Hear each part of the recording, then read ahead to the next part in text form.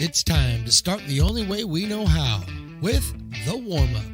Brought to you from our friends at Brick & Barrel. With a wonderful family atmosphere, Brick & Barrel has a beautiful beer garden and is just the place to take in a game or celebrate after. Brick & Barrel, 155 Joyner Parkway in Lincoln. The way you warm up is the way you perform. So to be the best, you gotta warm up with the best.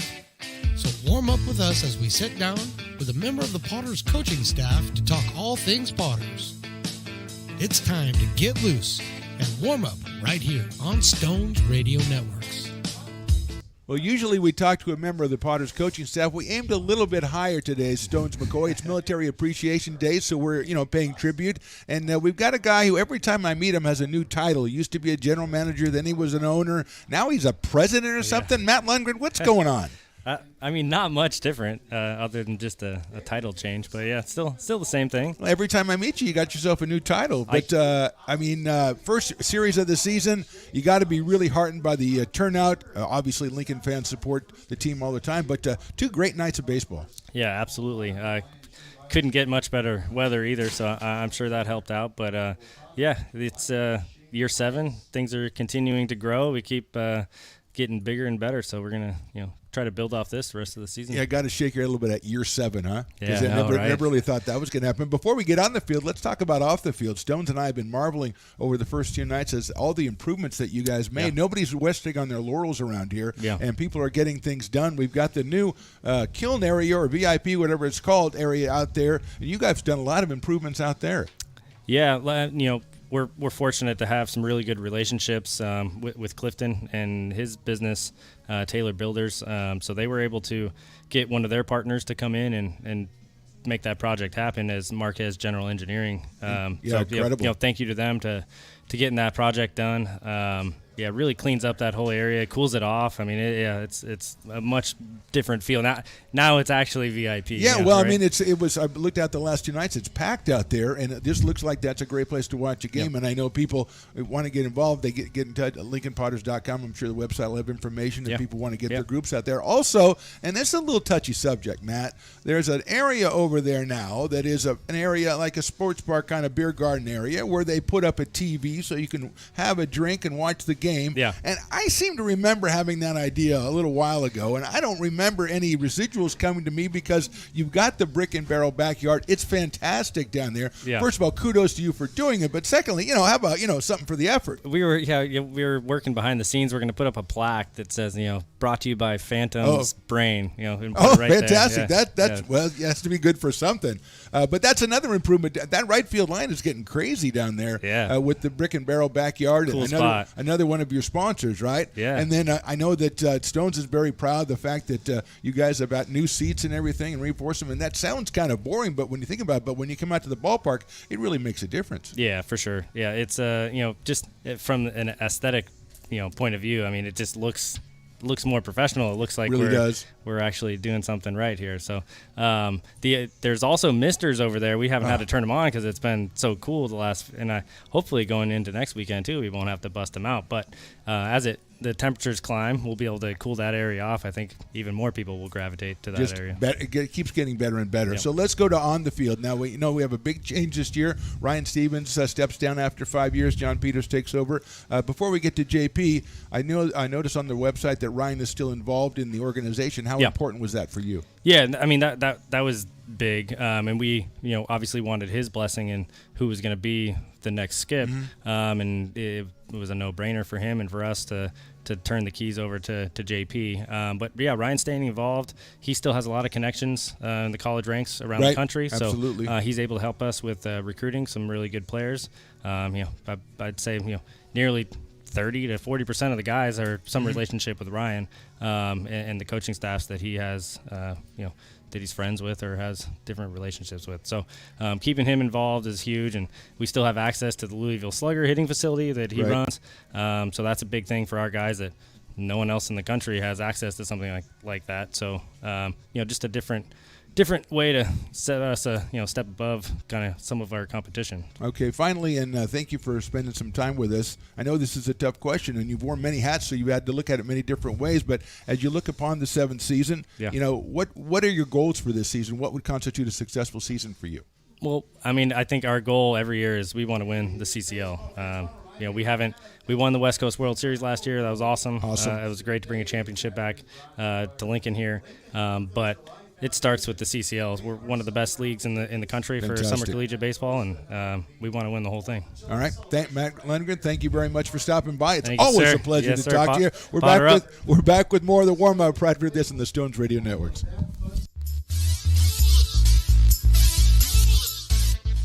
Here's a quick look back at Potter seasons past. And a balk in this inning, and we're still not done. 3-3, Potters and Marshalls. Mateo Lake for his first at bat. Coming in for Mason Holt. Here's the pitch. Breaking ball's hit deep to right field. That ball is gone. A home run, Mateo Lake. The Potters. A big home run by Mateo Lake. A 3-run shot. The Potters. 2 balls, no strikes on Brando. Just getting started here. Good crowd out here. Entertained by a national anthem rendition that was tremendous. And here's the 2-0. Hit high to left field.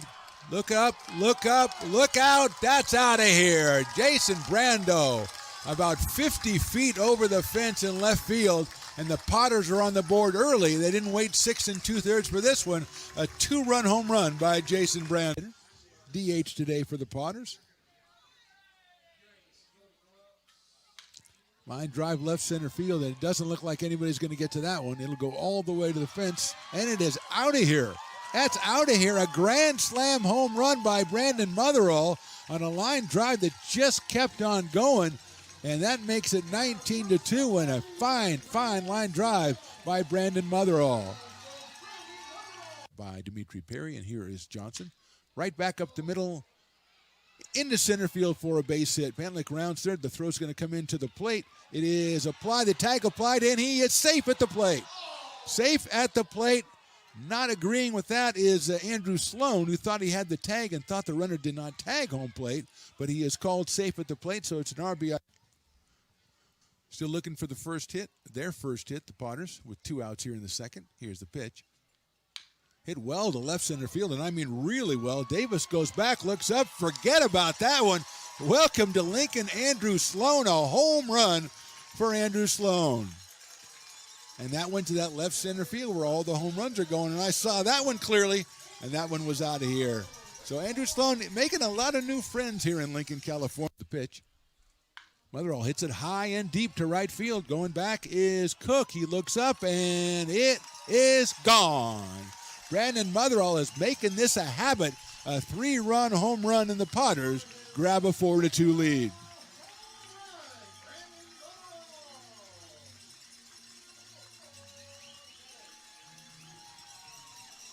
That's at first Lazard and at third Gutierrez. 1-0.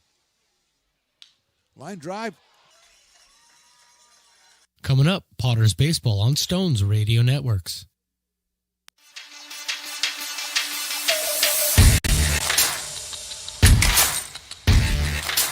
Gaspar's going back, still going back, still going back. He reaches up, and that one is out of here. A 2-run home run for Brandon Motherall. Line drive, center field, hit very well. Barnes goes back, still going back. He's not going to get it. It's down. 1 run scores. Here comes Roselle around third. They're going to send him as well. The throw's coming in. Cut off. It's a 2-run triple for Zach Chamiso. Breaking ball hit well to left field. It is gone. A home run by Clayton Coates, and he really turned on that one. That ball is way out of here. I mean, way out of here. A home run for Trey Fleury, number 2. And I think Trey has made a statement, and that statement is, I want to be the post-game guest on the Lincoln Potters broadcast on the Stones Radio Network. That That ball's hit high. It is hit far. It is gone. A 3-run home run by J.T. Walden. High fly ball. That's well hit to left field. Brum goes back, still going back, reaches up. That ball is out of here. Brennan Roselle, the Fighting Zebra alum, pounds one to left field. The Potters lead this one 12-3, and somehow he's got the flag too. Potters fans, Potter up.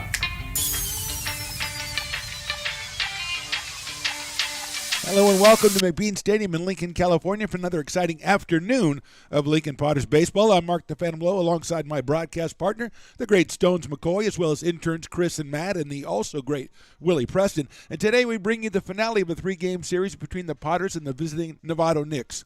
Each team has a win in the series, with the Potters taking Game 1 5-2 on Friday night, while the Knicks escaped a ninth-inning jam and took a 5-4 win last night to even things up. The Lincoln Bats were hot, 15 hits in defeat, and manager John Peters hopes for more of the same with a couple more runs mixed in for good measure. It's Military Appreciation Day at the ballpark, and the Potters hope to observe the occasion with their second win of the young season, and we've got it all getting started with lineups and first pitch, and that happens right after this short break on the Stones Radio Networks.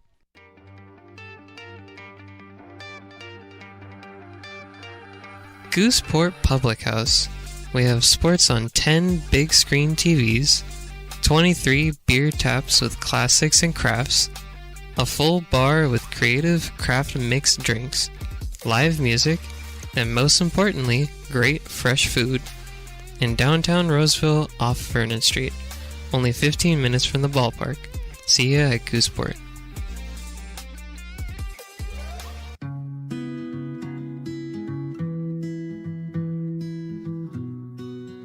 Lincoln Area Archives Museum is the official partner of the Potters' 100th anniversary season. The museum is located just around the corner in Bierman Plaza in the center of the Old Historic District.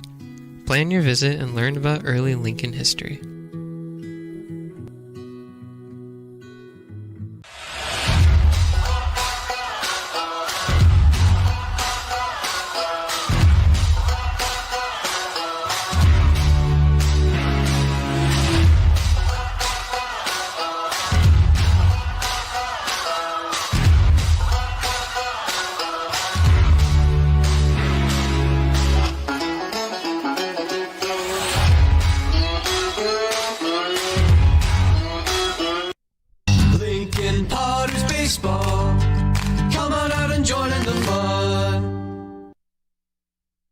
Hello, everybody. I thought I'd invite people into my house and see how I'm doing before we go out to the field. It's Military Appreciation Day here at McBean Stadium in Lincoln, California, and we've got the third game between the Lincoln Potters and the Novato Knicks as we had the colors presented by local VFW group and a fantastic Star Spangled Banner sung. And we are now ready to get going here with some baseball as soon as we clear the field of the thousands of young people that are out there, because they're part of the game presentation that we do here at the Lincoln Potters. Kids are accompanying the players out to their positions, and they don't let them stay out there during the rest of the inning, and I think that's probably a good thing. As you can see coming off the field, there's a lot of them, and if they were on the field, that would be quite confusing. There's a couple of them small enough, I think they'll probably go up against Piper in the race today, so you might see them again in the middle of the second inning as Piper comes out and races everybody. But we're just about ready to get started here. Levi Sotomayor is going to be the pitcher for the Potters. He's also the DH today, so the Potters doing a little Shohei Ohtani thing with Levi. Left-hander is going to be taking his warm-up tosses as we've got Game 3 of Military Appreciation Day. It's also Slice Day, so there's only one keg of slice. I don't know, Stones, if people inside the arena can hear us. I know that you've got all these newfangled ways people can listen, but there's only one keg of the slice, and if you don't get over there now, you're not going to get any. There is only one keg of the slice, and it is a hot beer. Not meaning warm, meaning it's very popular. The kids are loving it? Yeah, so you got to be here early to get into that keg, and you definitely want to be here. You know, I was talking to some of your favorite people, which means the vendors here, talking to Bill over at Fat Cat and our guy Javi down at Mi Ranchito, I think is what it is. Mi Ranchito Pueblito. Right, he just has the Ranchito on his sign, though. They they've had a great 2 nights, and they've really enjoyed so far the opening 2 days of this opening weekend, and they're ready to rock it. I was talking to Hobby, trying to pull the curtain back, you know, because all you see is you go up there, they hand you a bunch of delicious food, and you leave. Well, I was there watching them, you know, pick all the stuff out and put it in. It was great. Well, I'm not sure who had the better night either, because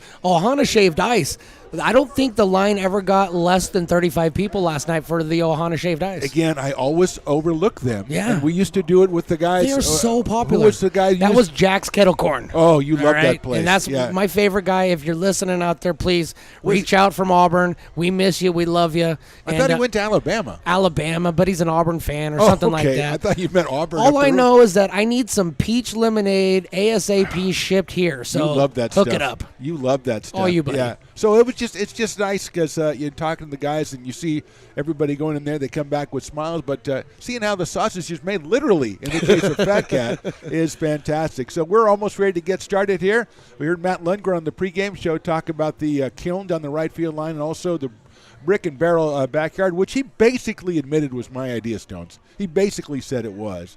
So we're ready to get going. First 3 hitters for the Knicks, Brandon Herder, Shane Callison, and Jacob Campbell against Levi Sotomayor. Left-hander against left-hander. Herder 2 for 4 in the series. Had 2 hits the first night. Came in and was a late-inning replacement yesterday. Outfielder out of Sonoma State University. Sotomayor's first pitch is on the inside corner for a strike. 0-1. Third game of the series. Potters won 5-2 on Friday. Knicks won 5-4 yesterday. Both of them very entertaining ball games. Sotomayor with the 0-1 comes down low for a ball. Potters banging out 15 hits in that game yesterday and holding the Knicks to just 5, but the Knicks made theirs count to the tune of a 5-4 win and a series record of 1-1. Here's the 1-1. Chopped out towards second base. It's going to be a tough play out there by Sanchez. He goes to first. Did he get him? Yes, he did. What a nice play by Cade Sanchez to get the speedy Brandon Herder on a very slow ground ball to open this game. Good time to set the defensive alignment for your Lincoln Potters after a good play by there. You can see Cade Sanchez at second. Aiden Isola's playing first today. JT Maloney at short and Trey Furry at third. Zach Malone in left. Jarrett Curtis is out in center field. Brandon Springer over in right. Landon Weiss behind the plate. And Levi Sotomayor is on the mound. So 1 out, and that will bring up Shane Callison. The infielder has come on as a defensive replacement. Got a couple at bats in the series in the first 2 games. Is 0 for 2 so far. And he's hitting in the number 2 spot. He is also out of Sonoma State. That one's outside by Levi. 1 ball and 1 strike. Had a chance to chat with the manager, Ryan, the manager of the Knicks. What a great guy. He's really interested, really wants to build that program up. It was resuscitated about 3 years ago. That's on the inside corner.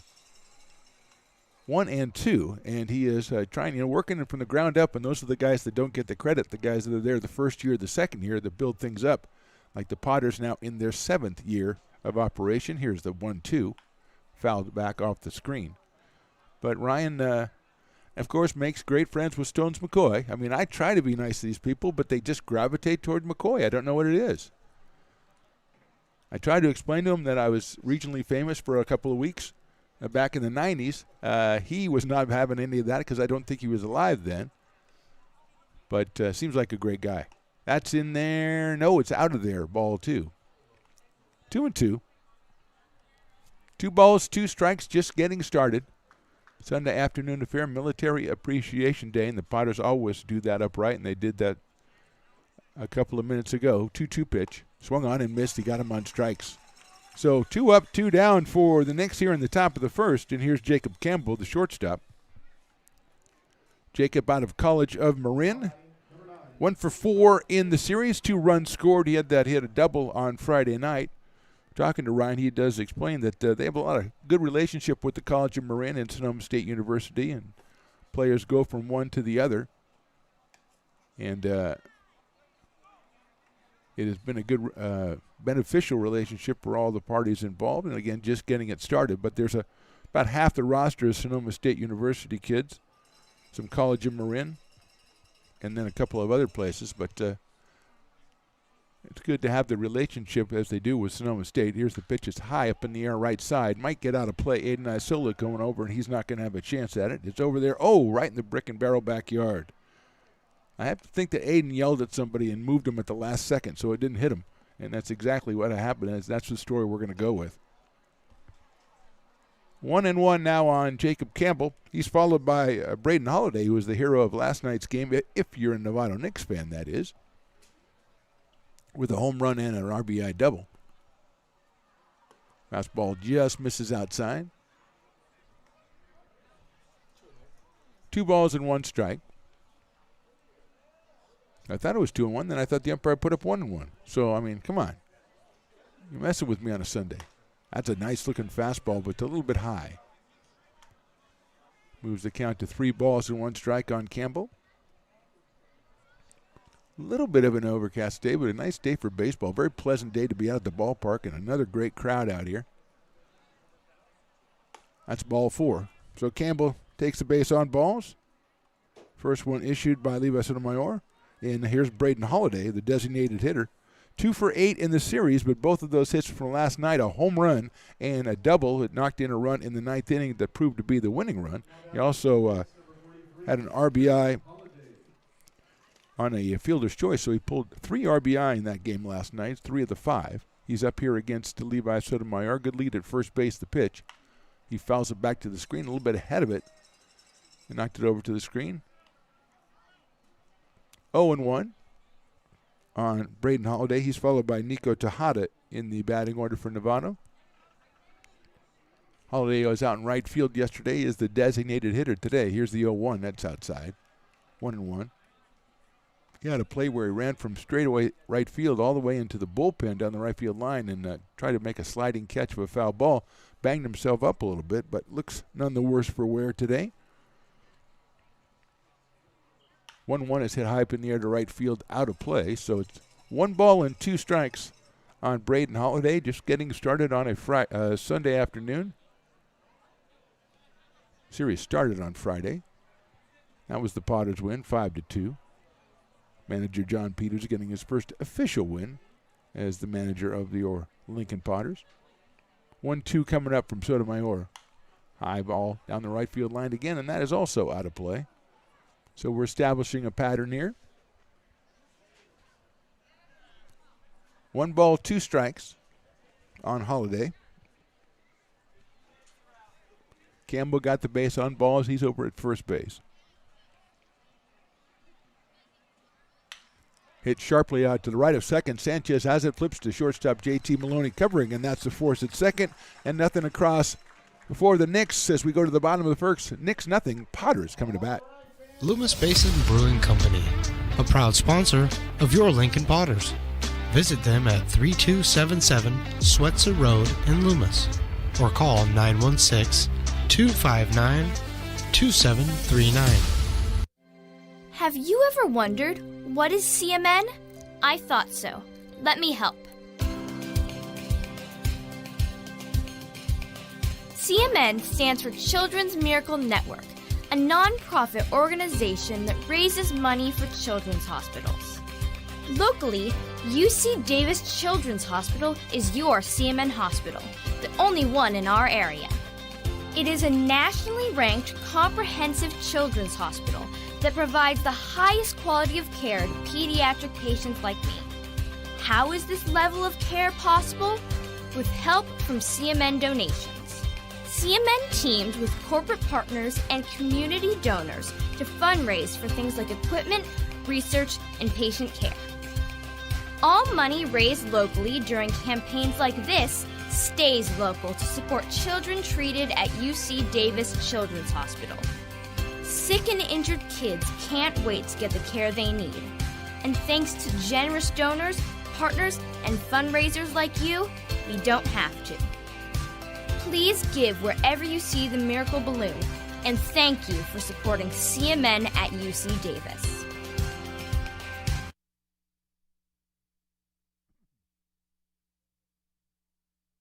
Lincoln Potters Baseball. Come on out and join in the fun. Back out for the bottom of the first. Potters hold the Knicks scoreless in the top of the inning, and they'll go with Aiden Isola, Levi Sotomayor, and Cade Sanchez the first three. Aiden 2 for 9 in the series. Has scored a run, has a run batted in. Playing at first base today. High fly ball left field. Hit deep, but also hit foul. Chased out there by Jake Moore, the left fielder, and it's out of play. Ryan Shimabukara is the pitcher for the Knicks. Ryan out of the College of Marin.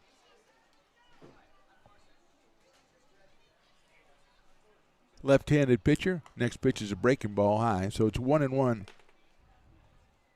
So Shimabukuro on the mound. Isola at the plate. Right-handed hitter, open stance.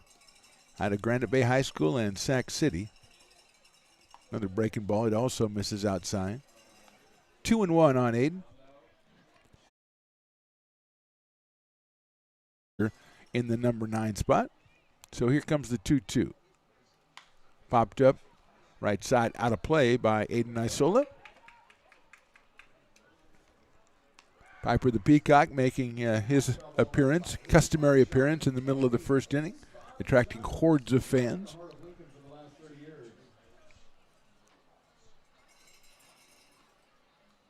Two swung on a miss in the dirt. Catcher picks it up. That is John Holtz and guns it down to first base. And Isola is out on strikes for the first out of the inning. Brings up Levi Sotomayor. We'll look at a little bit at the defensive alignment for Novato. They got the aforementioned Jake Moore out in left field. Brandon Herter in center. Eli Hancock is in right field today. Joey Taddy at first. Shane Callison at second. Jacob Campbell at short. Nico Tejada at third. John Holtz behind the plate. And Ryan Shimabukuro is on the mound. And he's facing Levi Sotomayor, who is 5 for 9 in the series so far and has scored a couple of runs. And he's also on the mound today for the Potters. Left-hander against left-hander. Levi also out of Sac City. Takes that one in there for a strike, 1-1. Cade Sanchez on deck.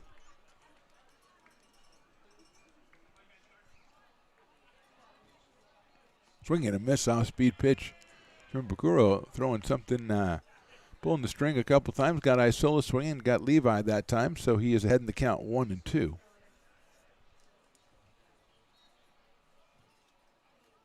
That's it sharply out towards second. Shane Callison has it.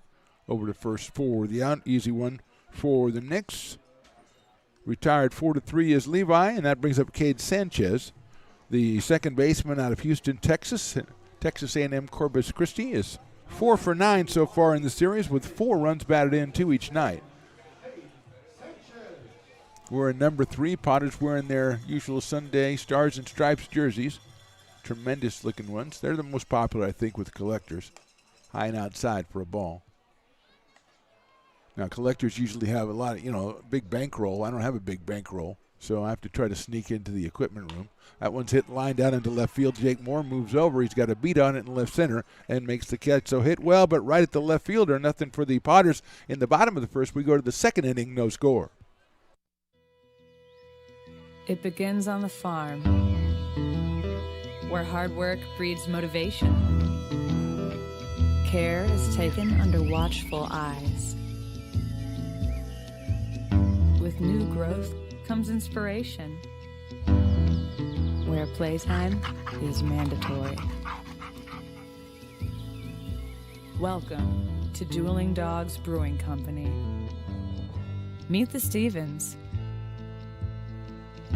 a husband and wife who work hand in hand to craft exclusive small batch beer, mead, and cider. Using locally sourced ingredients to ensure freshness in every glass. Where a community of farmers, local artisans, and amazing food make for a truly inspired atmosphere.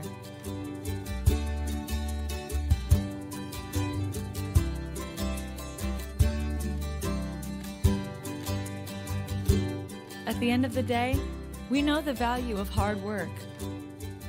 The families it unites, it's in the pride we take, the stories we tell, and the best friends who are cherished. Dueling Dogs Brewing Company.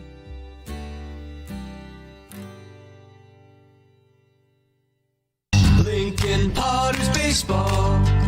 Come on out and join in the fun. Couple zeros on the board for both teams in the first. Now we move on to the second. Nico Tejada, Joey Taddy, and Eli Hancock, the first three hitters for the Knicks against Levi Sotomayor.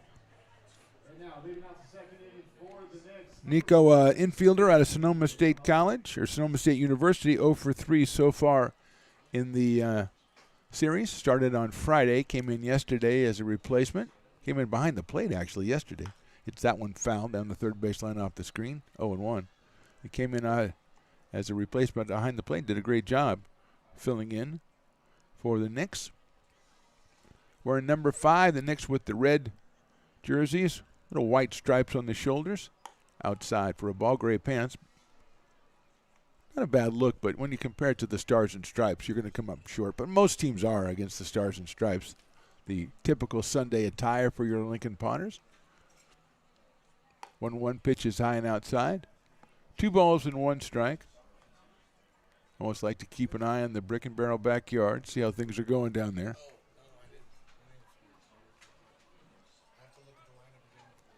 Here's the 2-1.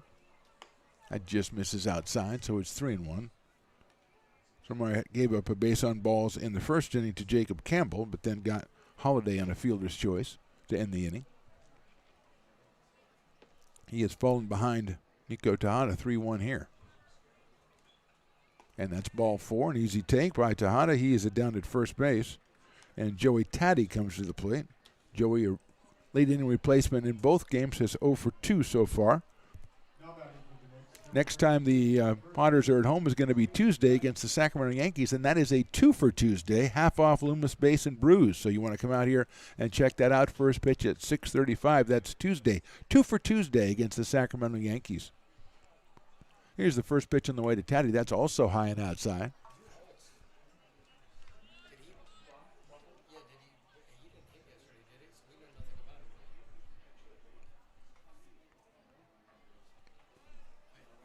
Good lead at first by Tejada. Thrown over there is Levi Sotomayor. Keeping him close. Aiden Isola manning first base for the Potters.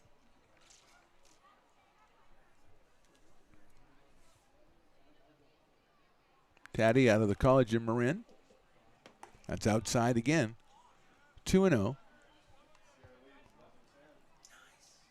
2 balls, no strikes. Oh, Stones, I see what you mean by those shaved ice. Man, those things they are mammoth. They're mammoth and they look delicious. And you don't realize you want one until you see them. Here's the 2-0 pitch. That's lined into center field. Is it going to stay up? No, it gets down right in front of Jarrett Curtis.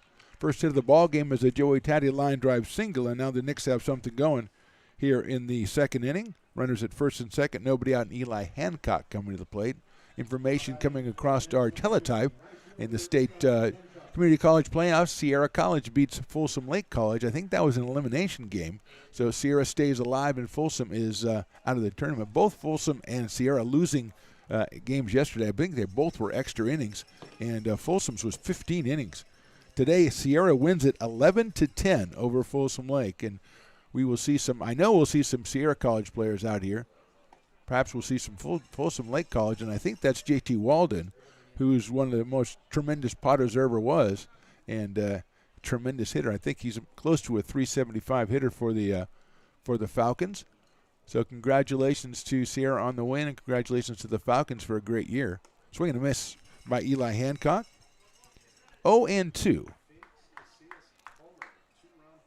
Phoenix Casillas with the 2-run home run gives the Wolverines the win in that one. In what had to be a nail-biter out there, 11-10. Out at the beautiful complex at Folsom Lake College, just a tremendous baseball field.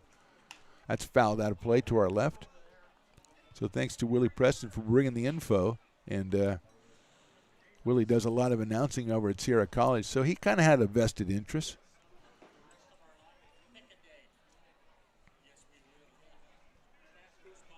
So Sierra plays on.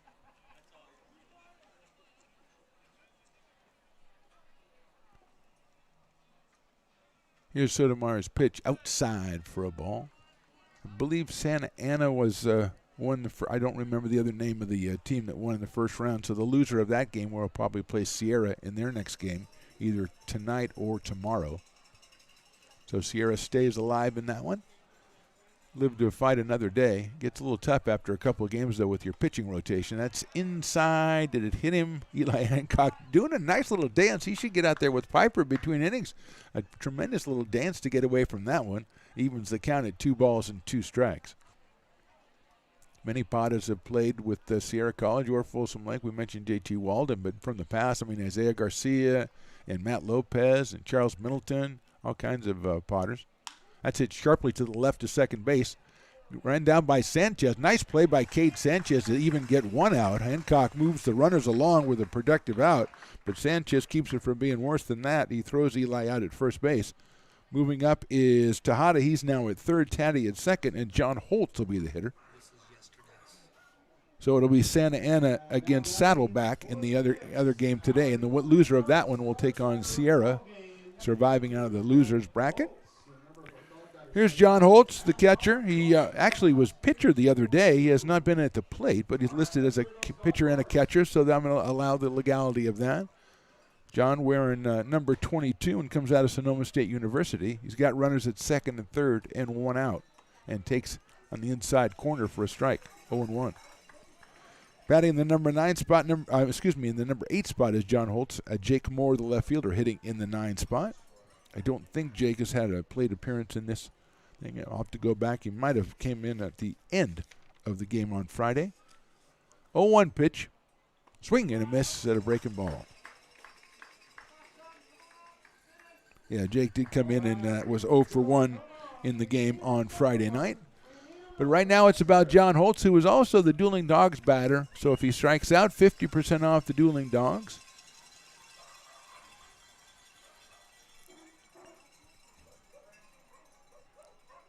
(0-2) pitch coming up. Breaking ball misses outside. So I know what you're thinking. You're going to look and Phantom, if I come out here Tuesday, you said it's 2 for Tuesday. And if it's 2 for Tuesday and we get 50% off, it's very confusing. I don't know how it all works together. But come out here, we've got an accountant on hand to figure that out and figure out what price you actually have to pay. So come out on Tuesday. It'll be fun. 1-2 pitch is hit sharply into left field. Coming in and catching it is the left fielder. He's going to gun it to the plate. Here's the throw. It's a little offline. Oh, the catcher can't handle it. And scoring is Nico Tejada. Good throw by Malone out there, Zach Malone. It took a little bit of a short hop on Landon Weiss, and it'll be a sacrifice fly for John Holtz and an RBI. And the Knicks take the early lead. They lead it 1-0.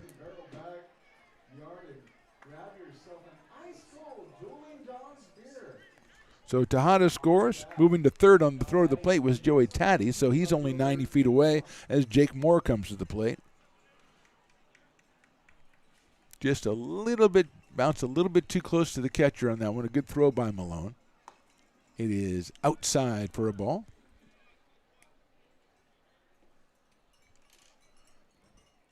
So the Knicks with a hit and a run here in the second inning. And they've got Joey Taddy 90 feet away. Moore hits that one down the right field line out of play. It'll be 1 ball and 1 strike on Jake Moore out of Chapman University.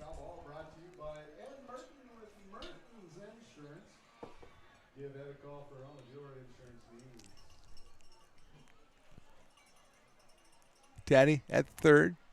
Sotomayor checks on the 1-1 pitch high, 2-1. 2 balls, 1 strike. Top of the second, Knicks with the 1-0 lead. Sunday afternoon crowd on Military Appreciation Day, and remember, if you're in the stadium or if you're coming out, that slice, there's only 1 keg of that sliced beer. You want to go get that as soon as possible. That is in there. Call strike 2. Nice pitch by Levi. 2-2. And I don't get a slice of the slice. I'm just saying that. I'm just trying to help you out. There's nothing in it for me.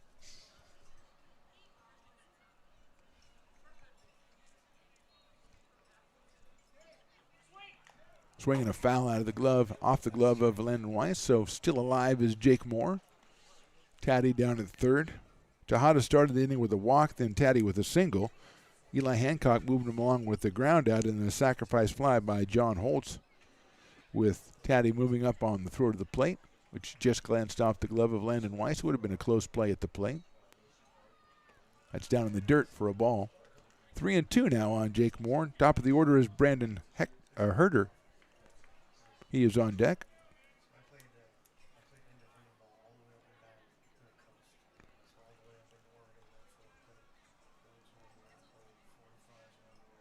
Three-two on the way. Hit sharply to the left of third. Nice play by Furry. Gets up. He's going to have to hurry. Guns it across, and it gets away over at first base. And going to second is Jake Moore. He'll get an infield single and a base and an RBI. Goes to second on the throwing error. Second run scores, that's Joey Taddy. So it's 2 runs for the Knicks. They now lead at 2-0. Great stab by Trey Furry. Had to get up and throw it in desperation. Just kind of short-hopped Isola over at first, and Aiden couldn't come up with it. So a single and an error, and Moore is out at second base, and the Knicks have themselves a 2-0 lead. Brings up Brandon Herder, who grounded to second his first time up.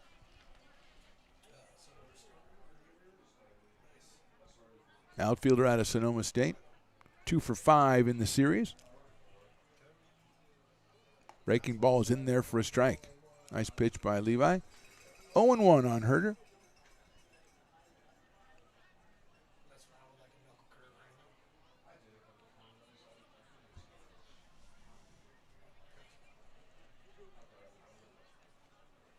One pitch is in there again, 0-2.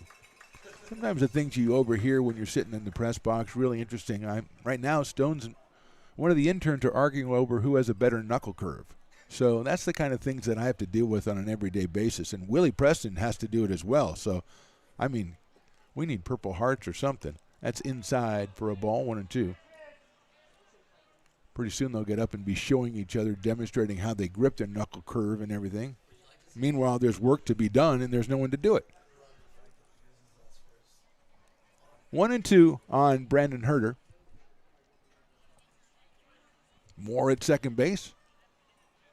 Swing and a miss. He got him on strikes. So 2 runs, 2 hits, 1 error, and 1 left. We go to the bottom of the second. The Knicks 1, the Potters nothing.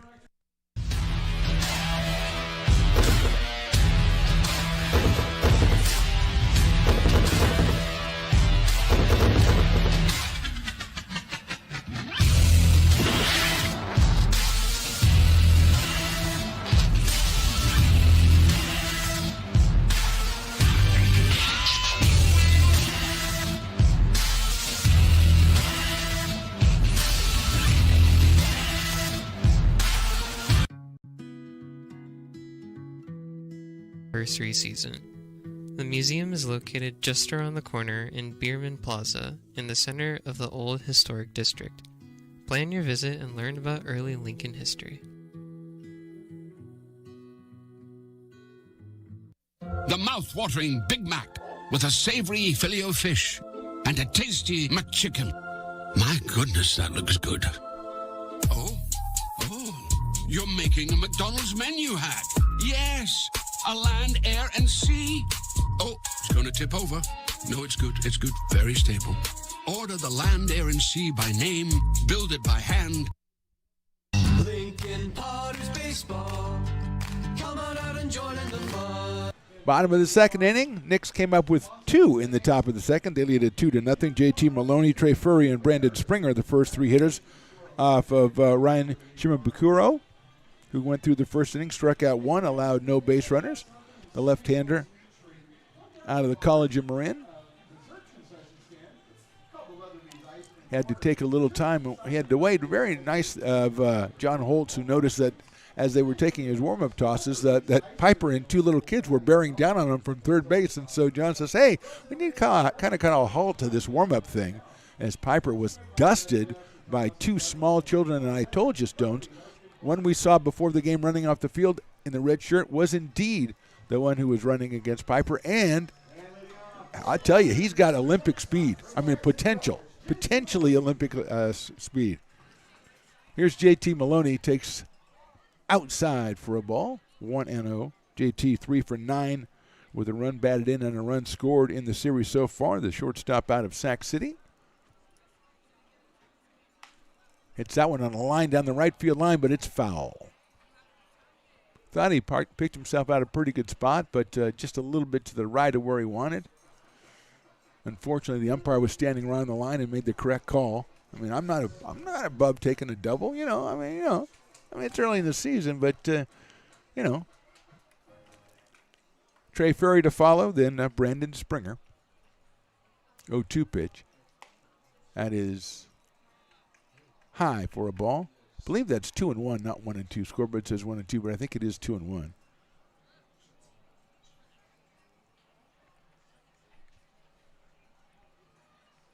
That's it, right back up the middle and caught by Shimabukuro. And then he flips it behind his back to himself, and I've got to give him credit. You got to do that. Line right back to him. If he was right-handed, he wouldn't have caught it, but he's left-handed. It was right in his glove. And then I think he was just kind of surprised. Had that, like when you get a hole-in-one, you feel really good, and you're giddy, and he just flipped it behind his back to himself. So Maloney hits another ball hard, right on the screws, but right back at the pitcher, and here's Trey Ferry. Trey with a couple of hits last night, 2 for 8 in the series so far. Takes a strike. 0-1.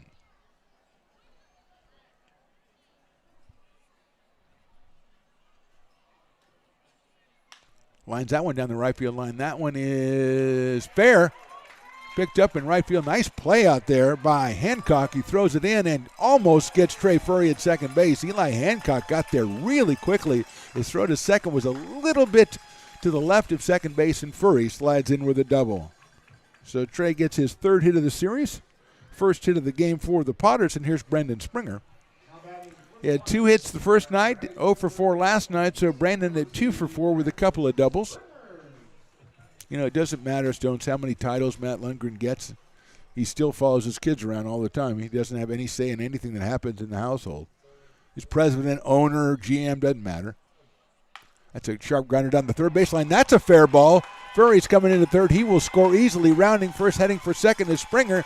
The throw's not going to be in time. Brandon comes in standing up, an RBI double. He's got 3 hits as a Potter, and all 3 are doubles, and the Potters are on the board. It is now 2-1 for the Knicks. First RBI for Springer. Perfect placement there right down the third base line. And that'll bring up Jarrett Curtis making his debut, out of Cypress, Texas, and Texas Tech University. Jarrett gets 6 foot, 175. Swings and fouls that one at the plate. Wearing number 1 for the Potters. Isn't that Larry Potter's number back in the day? Was Larry Potter number 1? Or was Eli? Eli was number 1. Eli was number 1. That's what it was. Eli Garcia, a local product. The Zebra and Wolverine. So Curtis waiting now as the Potters have put 1 up on the board and have Springer out at second base. And that's in the dirt. Nice block by John Holtz, who's not just a polite fellow, he's a good catcher as well, and knocks that one down. Keeps Springer at second base. Zach Malone on deck, and then Landon Weiss batting in the number 9 spot for the Potters. Curtis hits one out sharply out to shortstop. Is picked up out there and gunned across the diamond and gets Curtis by a half step. That's Jacob Campbell at shortstop making the throw and getting Curtis. Moving over to third base is Brandon Springer. So he's 90 feet away from a tie game, and here's Zach Malone. Zach is 3 for 6 in the series so far. Played left field, played center field, back and left today. Left-hander against left-hander. Pops it up left side out of play. Over there, you got to notice Grassy Knoll. I'll tell you something, Stones. The Grassy Knoll population has been very high in the first 3 games of the season. It's really a nice place to sit out there on a day like this. That is high for a ball, although the Potters have done so much to improve the bleacher area or the behind the plate area so that it would be comfortable to sit here as well with the covering and everything. 1-0 pitch coming up, or 1-1 pitch coming up, and drops it in there for a strike, 1-2. Nice pitch by Shimabukuro. Springer comes down the line to third. 1 ball, 2 strikes on Zach Malone. He's got a slightly open stance from the left side. Hits that one high up in the air. Hit it pretty well to left field, but Jake Moore has a beat on it. Drifts over toward the line and makes the catch for the third out. So 2 hits, a run for the Potters. We go to the third. Knicks lead at 2-1. Astro Air Design Incorporated, where you feel the difference. We are a locally owned and operated heating, air conditioning, and custom sheet metal company committed to the highest quality of craftsmanship at a competitive price. Our trained and certified technicians have the knowledge and experience required to install, maintain, or repair your home comfort solutions. Our upfront pricing gives you the peace of mind because you know your price is locked in. Call Astro Air Design Incorporated today.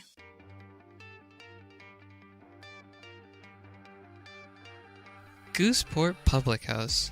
We have sports on 10 big screen TVs, 23 beer taps with classics and crafts, a full bar with creative craft mixed drinks, live music, and most importantly, great fresh food. In downtown Roseville off Vernon Street, only 15 minutes from the ballpark. See ya at Gooseport. It's all you. No, I insist. It's your turn. Nope, I think it's your turn. I appreciate you so much. Thank you so much. Go. I appreciate your appreciation. It fills me. Safe drivers save money with Farmers. Just for driving safely? It's a Farmers policy perk. Get Farmers and you can get a safe driver discount simply for having a clean driving record for 3 years. Come on. After you. After you. Safety first. Get a whole lot of something with Farmers policy perks. We are farmers. Bum, bum, bum, bum. Lincoln Potters Baseball. Come on out and join in the fun. Top of the third, Levi Sotomayor out on the mound for the Potters. They trail it 2-1. It'll be 2, 3, and 4 for the Knicks. Shane Callison, Jacob Campbell, and Braden Holiday against Levi. Both teams scoring in the second inning. Novato with 2 in the top of the frame. Then the Potters came back on a pair of doubles. And there's a couple of beer bats. That's a fine American right there. He built something to set it down. He built, what did he build, a carrying case on it? He built a wooden platform. That is awesome. We need to get him on the air. That guy's, I mean, he's a craftsman. I mean, the term genius is tossed around a lot, but there's a genius. So he can carry the beer bats. He's got like a carrying case. Oh, my gosh. He's amazing. Thomas Edison would never have thought of that because there wasn't baseball then. But that's outside. 2-0. I lost control of everything because when I saw that guy has to be flagged, and we have to talk to that guy. Figure something you need built and just commission him to build it because he can do it. That's a fastball on the inside corner. Beautiful pitch. 2-1 now on Shane Callison. He struck out back in the first inning, so he is 0 for 1 for the day, 0 for 3 for the series.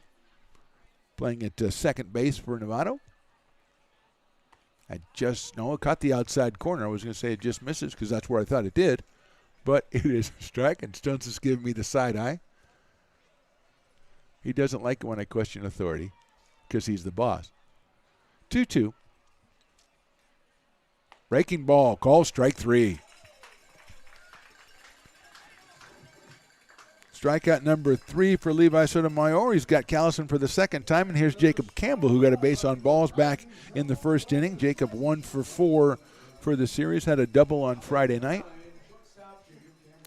He is out of the College of Marin. Do not know their mascot. I will find that out because I need to know that.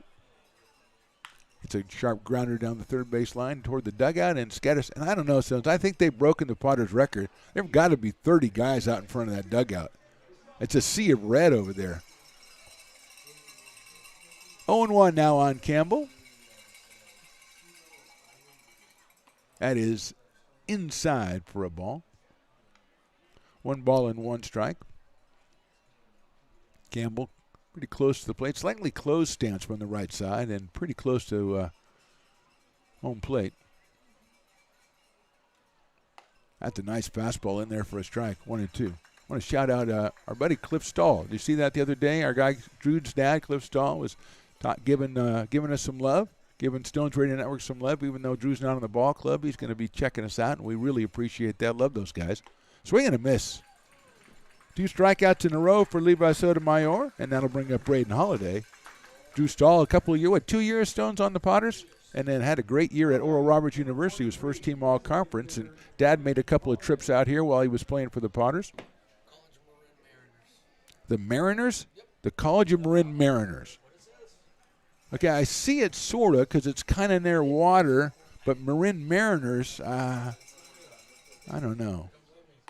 That's on the outside corner. That's like the Sierra College Sierrans or Sierras. You know what I mean? Oh, I want to see. Wait a minute. Oh, okay. That's a very seafaring logo. I'll see that. That's grounded down the first baseline. Now, my grandfather used to work at Mare Island, which is not in that area. It's in Vallejo, but, I mean, it's down toward that area. So it has got the very marine-like connection. So I have to give it a little soft spot in my heart for the Mariners. But, I mean, you could have – did they sit around and think about that for a while and come up with Mariners? 0-2 pitch. Oh, boy. Landon Weiss calls it strike 3 and heads to the – I'd never seen that before. He headed to the dugout and then got back behind the place and patted the umpire, a little behind-the-back pat on the umpire. Sorry, ump. I did not mean to show you up. 1-2. Down the right field line and out of play, down where the parking lot Potters might hold court. Actually, down closer to the VIP area, which, again, is sensational down the right field line. And, you know, that's the thing, Stones. We talked with Matt. We've talked with a couple of people out. And, you know, you had to give thanks to a lot of different people. Everybody's working together to kind of make this a better place for everybody. That sounds kind of weird. There's the pitch outside for a ball. But, I mean, people have to pitch in. If you're doing stuff in the community, it takes more than one or two people and more than one or two organizations. And that's what the Potters have kind of built up here after 6 years as they revitalized the place. 2-2 now on Braden Holiday. Got a couple hits, has a home run in the series. He's 0 for 1 today. Swing and a foul ball into the catcher's glove, and that's the strike 3. Great inning for Levi Sotomayor. 1-2-3. We go to the bottom of the third. Knicks 2, Potters 1.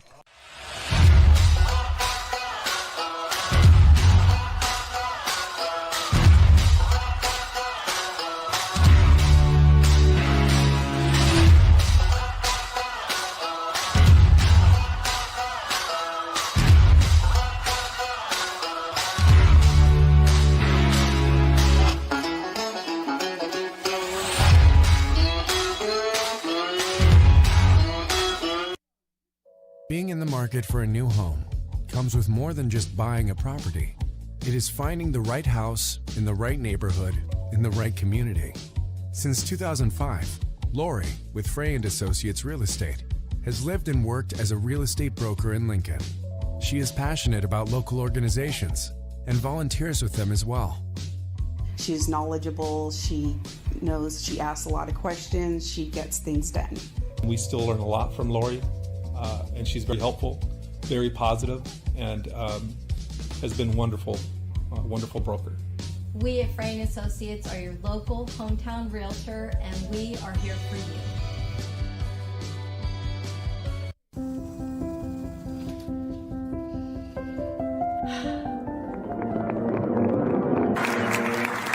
Welcome back, Olympia's 5th grade orchestra.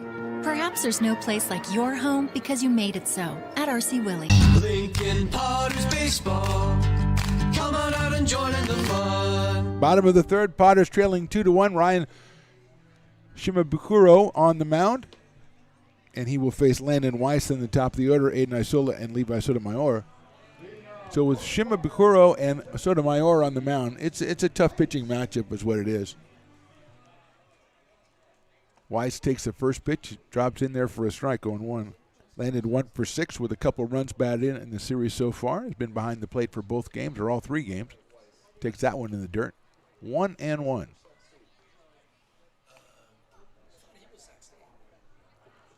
Landon Weiss out of William Jessup University. Here's the 1-1 pitch. He takes that one low, 2-1.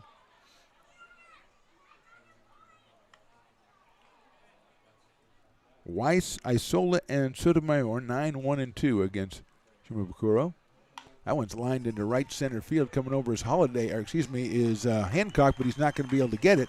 And it's a base hit for Landon Weiss. Third hit for the Potters. First for Landon tonight, and he is 1 for 1, obviously. It brings up Aiden Isola, who struck out his first time up. Leadoff man. 2 for 10 now in the series for the Potters. Playing at first base today at Granite Bay High School and Sac City College. Got a little warm-up going on in the Potters bullpen, and one of the warm-up pitches. You want to try to catch those warm-up pitches out there because when they come flying down in behind home plate, it kind of throws everybody off their game. Instructor, and I believe also catching coach is the way it's listed. And I know that upset Stones because he wanted to be the catching coach and thought there was a possibility with JP taking over that he'd get the job. Drove over to first base. And I don't want to be the person to tell him there was zero chance, but I will tell him that. Okay, there was a 0.5 chance. That's what he wanted. Next pitch is a little bit outside for a ball. And Shimabukuro, I think, is a little lucky he didn't call for a balk on that one because he barely came to a stop. And I'm not calling somebody out or anything, but just saying. 2-1 coming up. Isola swings and hits one into left center field. Moore on the run. Keeps going. He's got a chance, and he's got it in left center field for the first out. That one hit hard, but stayed up a little bit too long, and Jake Moore, covering a lot of ground in left field, comes up with the catch for the first out and brings up Levi Sotomayor, the pitcher, who grounded out to second base, his only appearance here today. He is 5 for 10 so far as a Potter, which is not a bad average, but it could get better with the base hit right now, as Weiss is still down at first base, and Cade Sanchez is on deck. We're in the bottom of the third of this one. And that one is down low for a ball, 1-0. Knicks with 2 in the second, Potters with 1 in the second. That is our scoring so far.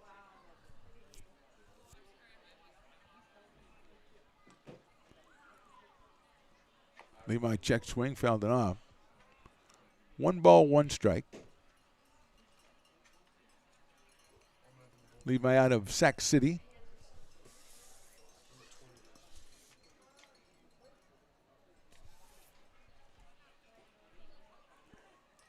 Breaking ball in there for a strike, 1-2.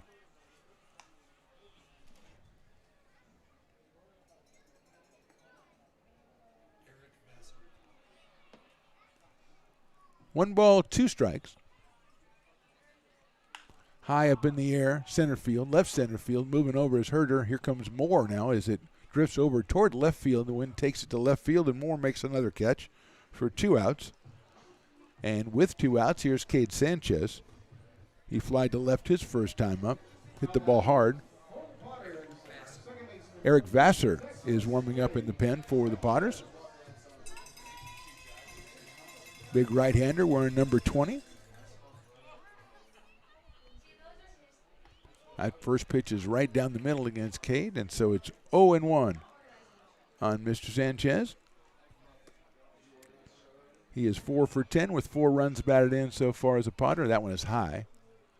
1-0. Weiss led off with a single, stayed there as 2 consecutive batters flied out to left field.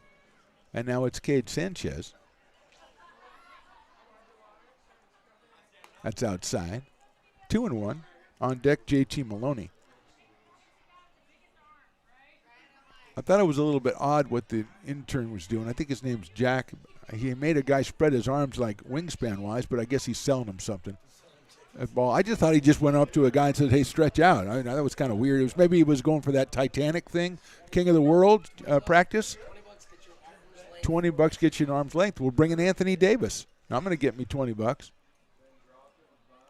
Check swing, and he went around. I believe, no, he did not go around, so I guess I don't know what I'm talking about. Make your own decisions. Stones' cameras are so sharp you can figure it out for yourself. In fact, I think we should let the fans make those calls anyway. Sanchez gets the base on balls. First and second now with 2 outs, and here's JT Maloney, who had a line drive right back to the pitcher last time, which Shimabukuro caught and then flipped around behind his back to himself, which I thought was classy. I really did. JT is now 3 for 10 as a Potter. Hits it high up in the air toward right field. Hancock stumbled a little bit. Now he has a beat on it in medium deep right field and makes the catch for the out. No runs, 1 hit, 2 left. We go to the 4th. Knicks lead 2-1.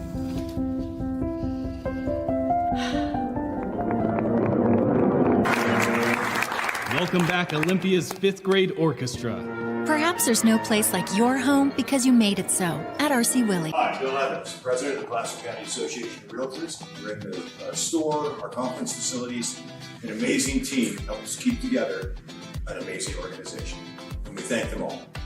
This organization can't do what it does and can't run the way it runs without the help of so many members volunteering their time. The success of the Placer County Association of Realtors is largely dependent on our active volunteer members to help our organization and industry. The work of our committees greatly impacts our ability to champion efforts across the board and giving back to the Placer County community wherever we can. Like all service organizations, I wanted to serve. And getting involved with the affiliate committee was the perfect way to do that. I love being able to serve my community with my business friends and other leaders and give back to those who are in need. The thing I love about the PCAR committees is they all work toward the same goal of bringing the community together to support those in need in our surrounding area. I instantly came to the meeting and had a wonderful time, felt like I was a part of something bigger, and it was just the start of my leadership journey.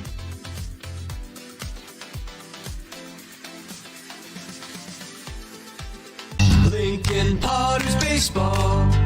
Come on out and join in the fun. New pitcher for the Potters in the top of the fourth is Eric Vassar, number 20, taking over for Levi Sotomayor, who went 3 innings, gave up 2 hits and 2 runs, and struck out 5.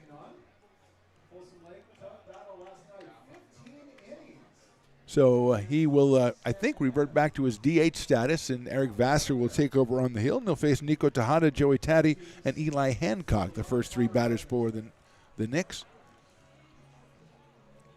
We're endeavoring to get a little more information about Mr. Vassar to bring it to you, but right now we know he's probably about 6'3", I would say. Big right-hander with the flowing gold locks. So, we'll come up with something, I think. Here's Nico Tejada, who walked and scored back in the second inning. And leading off for the Knicks, number 5, third baseman, Nico Tejada. Nico out of Sonoma State University. 0 for 3 in the series. Looks like Eric Vassar is out of Del Campo High School, and he's a Sac City College pitcher. Tremendous program over there. You can look up anything these days. Hit sharply out towards shortstop. Maloney to his left picks it up. Over to first. It's a little bit too high, and safe at first base is Nico Tejada. Nice try by Isola, who went up to catch it and tried to slap the tag down on Tejada, but he was safe. It'll be an error on the shortstop, Maloney. First error of the game for the Potters, and Tejada's down at first base, and it brings up Joey Taddy. See, back in my day, if you didn't have the internet, you didn't, the guy comes in, you don't have his number, you don't know him, you just call him number 20 and go with that until his name's in the paper, and then you can read the next day. So Tejada at first base, nobody out. We're in the fourth. Fastball, nice-looking pitch on the inside corner, call strike to Joey Taddy, who lined a base hit and later scored back in the second inning. So he is 1 for 1 in the game, 1 for 3 for the series. It's the first game of the 3 that he has started. Fastball is a little bit down low, 1-1. Joey playing over at first base today. For manager Ryan and the Novato Knicks.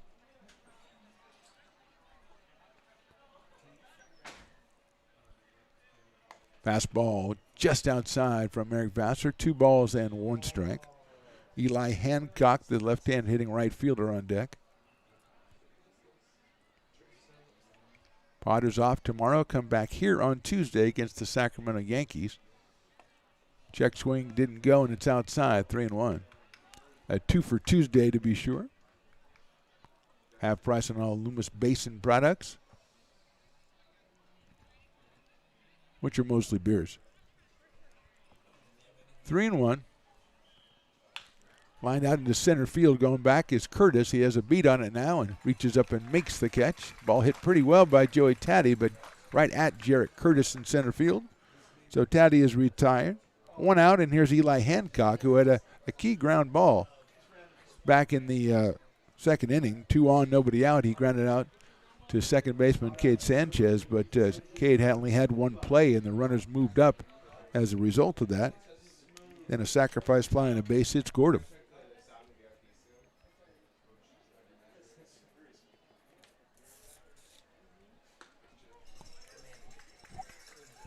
Ryan Cooney, I've been told, is the manager's name of the Novato Knicks, which thank you for that information, Stones. I guess you can call him Manager Ryan. That would work if he was on like Mr. Rogers or something like that. Here goes Tejada at first. The pitch is in there. The throw to second base is on line, but not on time. And in there is Tejada, who looks like he might have face planted out there, and he takes his time getting up. It was a good throw by Landon Weiss. But Tejada just in there a little bit under the tag, a little bit ahead of the throw. So it's 0-2 on Eli Hancock, but now he's got a runner in scoring position in Nico Tejada. Maloney behind Tejada at shortstop, trying to keep him on close as possible. There's a nice looking pitch inside, but no dice, 1 ball, 2 strikes. So Tejada reaches on the air, and after the fly out to center field, he steals second base. 1-2 on Eli Hancock.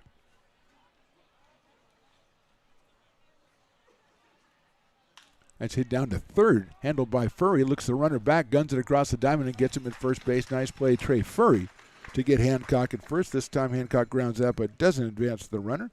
Still at second base is Nico Tejada, and now John Holtz comes to the plate. Holtz flied out to left field his first time up, but it's not all bad for John Holtz. It was a sacrifice fly. Got himself an RBI and not an official at bat, and he avoided a dueling dog's curse. Last night's dueling dog batter struck out twice, but John is today's dueling dogs hitter. If he strikes out, 50% off all dueling dogs products over at the Brick and Barrel backyard. And now we have a couple of barks coming out of the crowd, unless that's Willie throwing his voice. So that's encouraging, because I don't know I don't know what I think about that whole deal. That's in there for a strike. Stones would do it, except for he blew his voice out being the last strike guy on Friday night. So his barking is more like a growling, a low growl, like like when they're trying to take the treat away from the dog. That's Stones right there. In the dirt, gets away from Weiss. Going to third is Tejada, so he makes it to third anyway on the wild pitch. As that one bounced up to Landon Weiss. Got his body in front of it, hit him, and then rolled off to the left side. And Tejada advances. 1 ball, 1 strike on John Holtz. Out of Sonoma State, catcher and pitcher John Holtz. He pitched on Friday. Went an inning, walked 2, and struck out 3. Fastball's in there for a strike, 1-2. And again, 1 strike away. And this looks like a beer crowd, Stones. I think this crowd's going to be like the old days we always talk about when half the crowd got up when there was strike 3. Those were the days. Oh, my gosh. Oh, man, the crowd, the dogs are going nuts. Fastball's outside, and I think Eric Vassar felt it. I think he wanted to overthrow and get the fans what they wanted, because it was like a kennel in here all of a sudden. Get 1,000 people start barking at somebody. That's going to put you off your game. I got to admit it. 2-2. Tejada still down to third. Knicks lead at 2-1. We're in the fourth. That's got to be a real dog.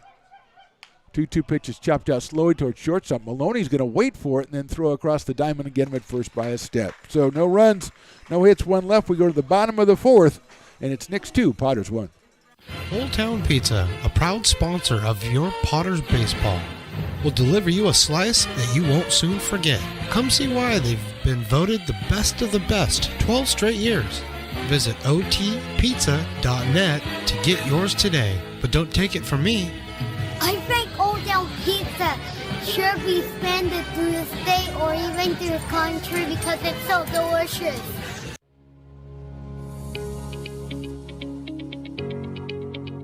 Placer Valley Tourism. Our mission is to increase the health of the hotel industry through occupancy and average daily rate in Roseville, Rockland, and Lincoln. Proud partner of the Potters in the 2023 West Coast World Series Tournament from August 8th to 11th.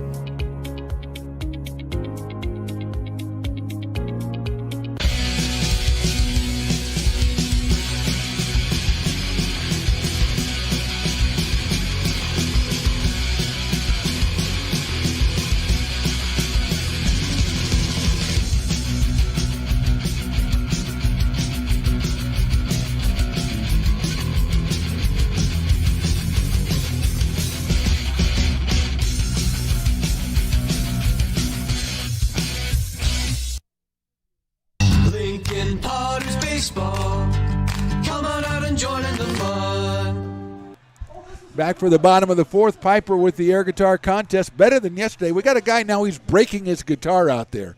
And Willie's mad because he's playing AC/DC, not The Who, and their guitarists wouldn't break the guitar. I think, and Stones McCoy said it first, and I'm going to go, I think Piper wins today. Stones, what do you think? I mean, I don't think he's ever won anything. The guy looks like he's chopping wood now, and the other guy looks like he's playing the cello or something. It looks to me as if he's warming up to take his at-bat. We have to get some guys out there that are old enough to know what it looks like to play guitar, okay? No, we're not going for Cole or Courtney. We're going for Piper. Cole was good, though. Cole was he was playing bass. But Piper, in my opinion, he wins today. Cole was kind of the guy in the back playing like John Entwistle, was just kind of twiddling on the bass, and that's all he was doing. Exactly. What a contest. Oh, boy. Between the axe throwing and the air guitar, I get worn out watching the games out here. I don't know. Here's Trey Furry starting us off in the bottom of the fourth against Ryan Shimabukuro. Furry doubled his first time up. Takes a breaking ball in there for a strike on one. Trey 3 for 9. Doubled and scored on the Brandon Springer double back in the second inning. Takes that fastball outside, 1-1. Now, it was much more animated in the air guitar today than it was yesterday. Yesterday, I was all for scrapping the entire contest. High fly ball, short center field. Coming in as Herder, and he will make the catch in right center field for the first out. So Shimabukuro getting not a lot of strikeouts, but a lot of soft outs from the Padres hitters. A lot of fly balls, lazy fly balls to the outfield. Furry is down, and Brandon Springer comes to the plate. Brandon, the right fielder today, with a double. Drove in Furry in the second inning, so he's 1 for 1 with an RBI, 3 for 9 for the series. All three of his hits are doubles. Has a nice breaking ball in there for a strike on one. Jarrett Curtis, the center fielder, to follow. As Springer tries to get something started for the Padres here in the fourth. Sails high. Evens the count, 1 ball and 1 strike. I just think if you're going to get a prize, you need to have a certain level of competence. 1-1 pitch is fouled back to the screen, 1-2. Now they'll say, hey, why are you doing that? You have no level of competence, and I agree with you. But I have stuff on Stones that he doesn't want me to release, and so I'm pretty safe. And I keep showing up. I haven't got a paycheck in 3 years, but I keep showing up. And when you do that with senior citizens, you just let them find they need a place to go. That is high, 2-2 on Springer, and that's nice. I think you probably get credit for taking care of a senior citizen, and that's nice. The Padres write it off somehow.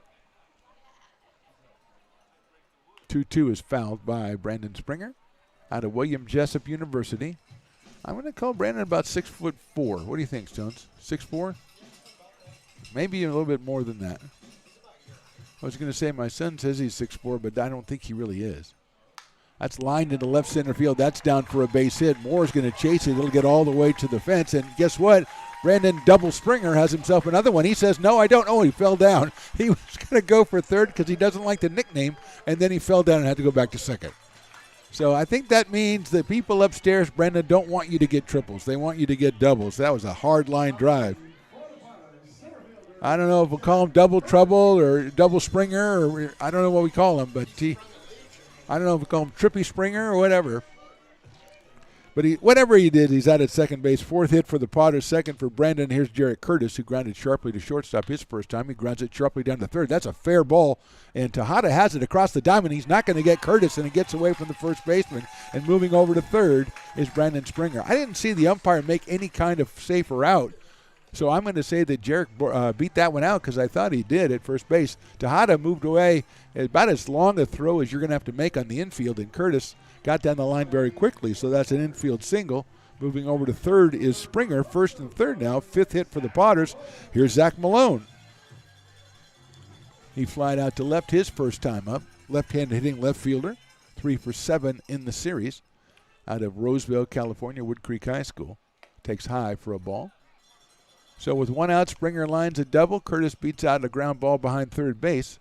And that guy has the best shaped ice. It's like one of those dual color ones. Oh, fantastic.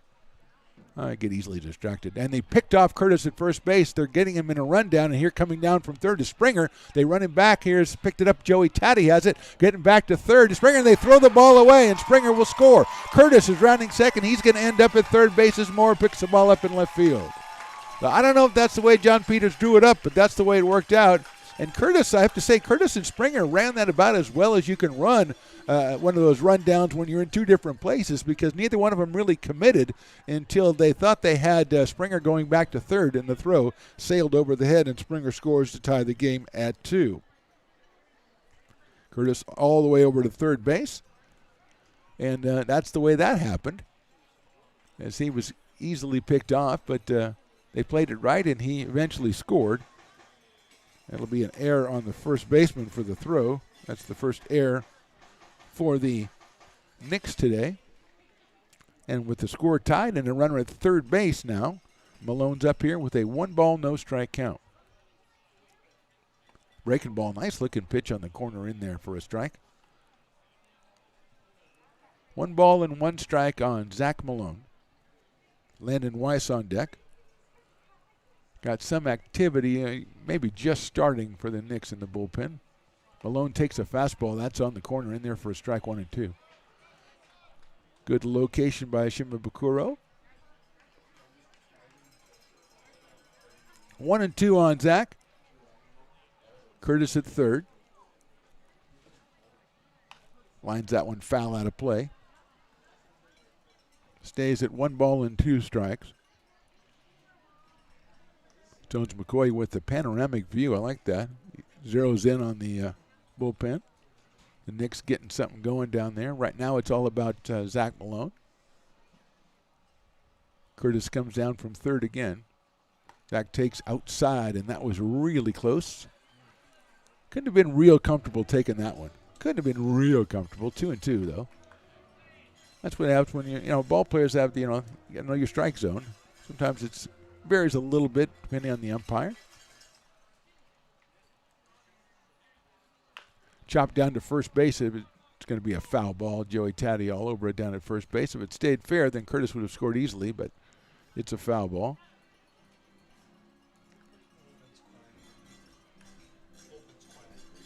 The bullpen's quiet, but I swear that guy's got a Bloody Mary walking across. I don't know. I don't know what's going on at the brick and barrel backyard, but I swear that guy has a Bloody Mary over there. I'm sorry I got distracted. 2-2. High and outside, ball 3. Once I invented that place down there, it does magical things on the first base line. And again, if you come out to the ballpark, and we sincerely hope you do, you want to go down to the backyard, like first thing. Check that like a ride at Disneyland, man. Although they're probably always closed. High fly ball down the third base line out of play. Because if you go to Disneyland, whatever is the one thing you want to go to, it's closed. Always.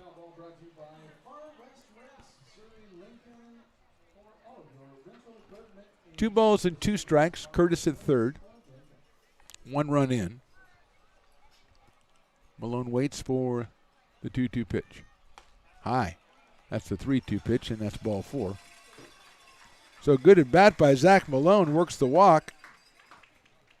First and third now, and here's Landon Weiss, who singled his first time up, and we're going to have a meeting at the mound for the Knicks, and we'll step away. Right now we're in the bottom of the 4th, and this game is tied at 2.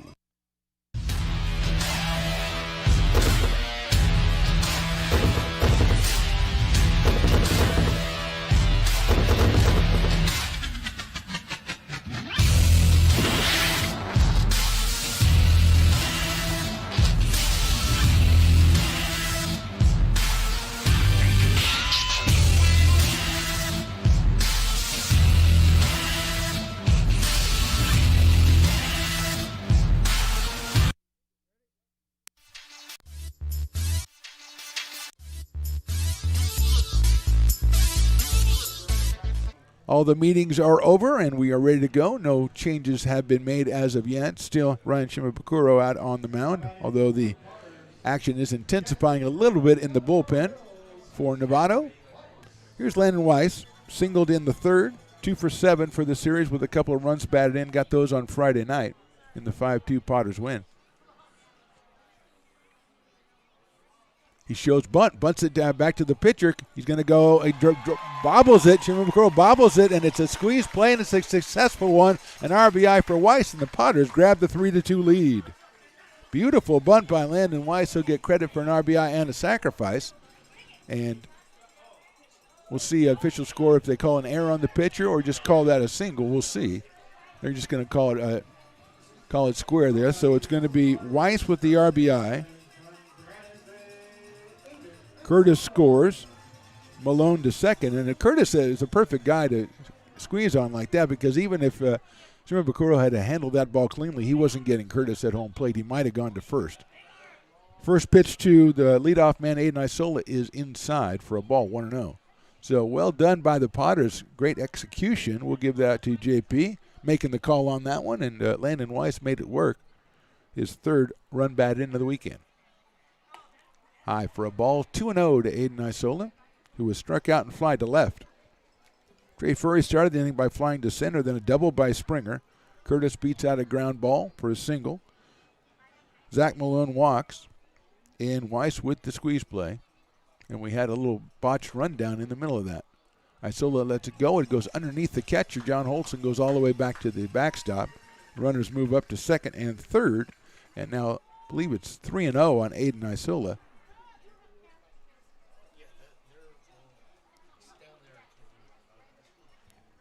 Levi Sotomayor, I believe, is still on deck. Check over there. They've got a nice pole right in the way. He was the pitcher, was replaced, but I believe he was listed as the DH. So we will see. As Isola now ahead in the count 3-0.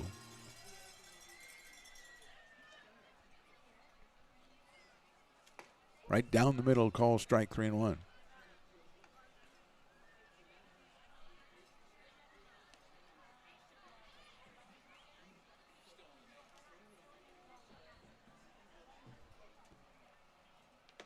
Hit sharply to left to third, into left field for a base hit. One run will score. Next one is being held up. Weiss will be held up. Malone scores. It's an RBI single for Aiden Isola, and the Potters now lead it 4-2. Second run batted in for Aiden Isola. Malone crosses home plate. Over to third goes Weiss, and that'll bring up Levi Sotomayor. Ernie Henderson warming up for the Knicks in the bullpen. Ernie out of the College of Marin. Here's Levi Sotomayor, now reverting to his role as DH. Potters with the 4-2 lead in this one as Isola comes through with the single. Sotomayor lines it to right field. That's a clean base hit. A run scores easily, and Aiden Isola is going to hold at second base. It's an RBI single for Levi, and the Potters now 4 up on the board here in the fourth. They lead at 5-2. First RBI of the season for Levi as Weiss crosses the plate. And that will bring up Cade Sanchez. Springer, Curtis, Malone, and Weiss have all scored in this inning. Isola at second, Sotomayor over at first.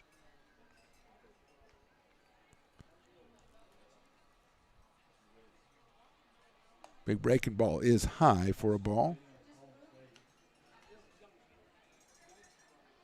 7 hits for the Potters through the first 3 1/3 innings. Cade check swing and he went, so it's a strike 1-1. Sanchez today flied to left and walked, so Cade is 0 for 1, 4 for 10 so far for the weekend with 4 runs batted in.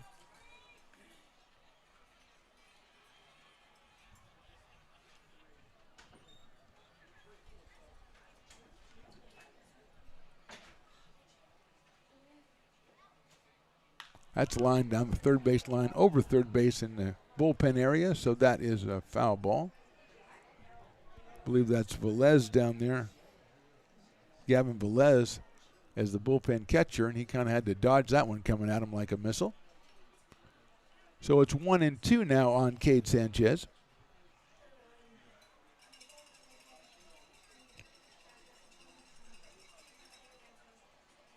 Inside for a ball, 2-2. That was inside a little bit, but maybe you thought about it for a second, but it was off the plate on the inside corner. So 2-2 on Cade Sanchez, coming to us from Houston, Texas, and Texas A&M Corpus Christi. Chops that one down to third base, handled over to second for one. They're going to try two at first base and did not get him at first base. Tejada got it to Collison very quickly. The throw to first just not quite in time as Isola's going to move over to third base. It's a fielder's choice for Cade Sanchez. He's at first. And here's JT Maloney. Lined out to the pitcher and flied out to right field so far in this one for JT. Shortstop out of Sac City College is the 9th battered hit in the inning for the Potters. Breaking ball is in there for a strike, 0-1. JT looks down at JP, and JP was yelling over to the first base. I think either he wanted Sanchez to go or something because he yelled something across the diamond, perhaps in a quieter moment. I'll ask him what it was. There goes the runner. The throw is not going to be made to second base. It's a bluff throw by Holtz. And going into second base is Sanchez.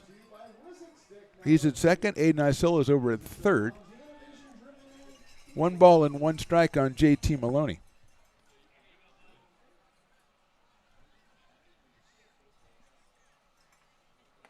Check swing again on the inside curveball, and that's a called strike to make it 1-2. He went around on that one. 1 ball, 2 strikes. 4 runs on 4 hits for the Potters. 1 error by the Knicks in the inning.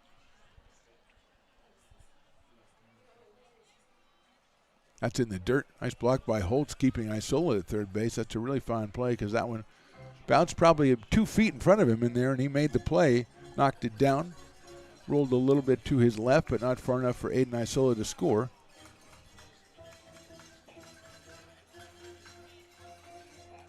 Two and two on JT.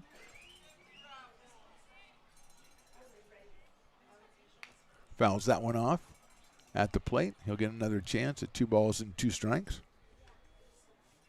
Springer with a double. Curtis had a singles by Isola and Sotomayor in the inning.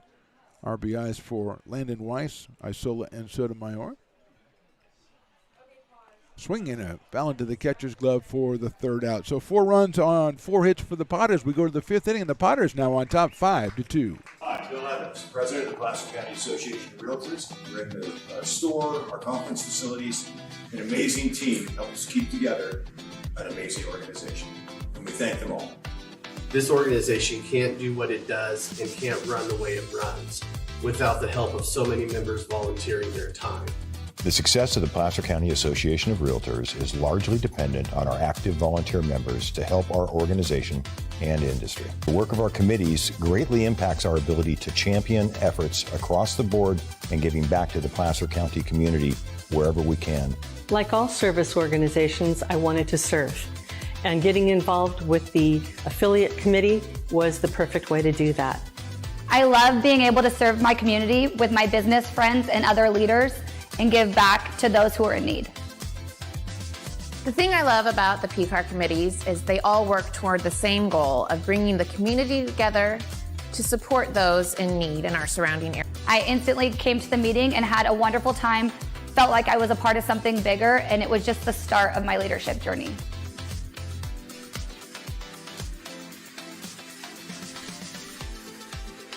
Loomis Basin Brewing Company, a proud sponsor of your Lincoln Potters. Visit them at 3277 Swetzer Road in Loomis or call 916-259-2739. Top of the 5th, Potters now on top 5-2. Eric Vassar back on the mound for his 2nd inning of work. He'll face Jake Moore, and then the top of the order, Brandon Herter and Shane Callison. Vassar came on in the 4th, allowed a runner on an error, but then got a fly out and a couple of ground outs to end the inning. And here is Jake Moore, who singled in a run back in the 2nd inning.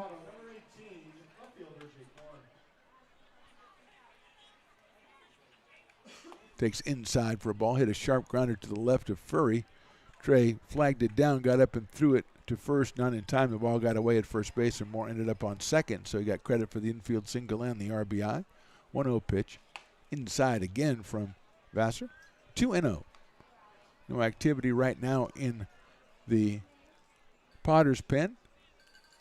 Talking about Ernie Henderson, I believe it was. Warming up for the Knicks. 2-0 here on Moore. Swings and fouls that one away. 2 balls and 1 strike.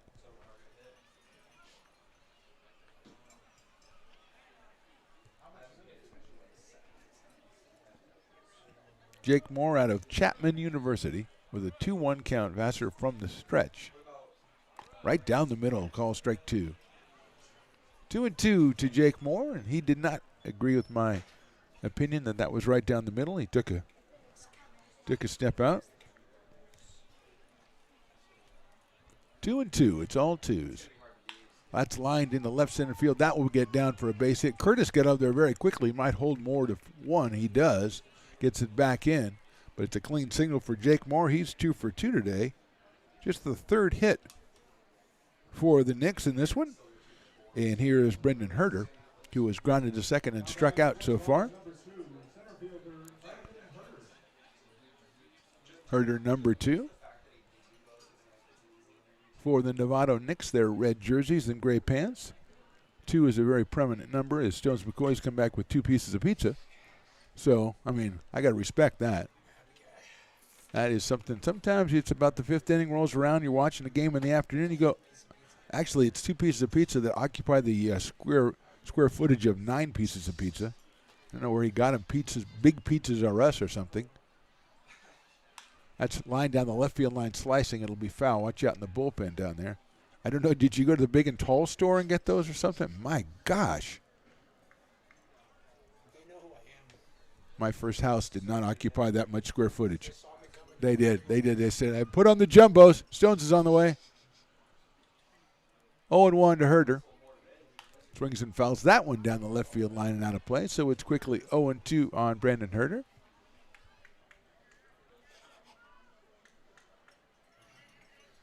Wow. Sometimes you just marvel at what human beings can do. That sails high and outside. 1 ball and 2 strikes. Landon Weiss behind the plate for the Potters. Trey Furry is over at third. J.T. Maloney at short. Cade Sanchez at second. Aiden Isola at first. Brandon Springer in right. Jarrett Curtis in center. And Zach Malone in left. That's in the dirt. Nice block by Weiss. 2-2 now on Brendan Herter. Shane Callison, the number 2 hitter on deck. I swear, he's taken 9 bites out of the pizza, and it's still half the slice is still there. I wish I was exaggerating. Short lead at first base. Here's the 2-2. It is down low, ball 3. So 3-2 on Brandon Herter. The outfielder out of Sonoma State University. 2 for 4 coming in today. 0 for 2 today. That sails high outside. So Herter works the walk. 2 on, nobody out here in the 5th inning. And Shane Callison to the plate. He has struck out twice, so he is 0 for 2. Let's see if the Knicks pull out the sacrifice here, try to get runners into scoring position. They've got Jacob Campbell, the 3 hitter, and then Braden Holiday, number 4, coming in after.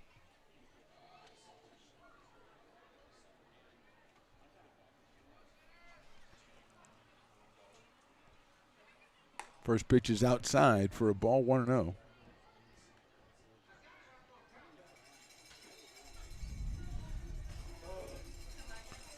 One and 0 on Shane Callison, also from Sonoma State University.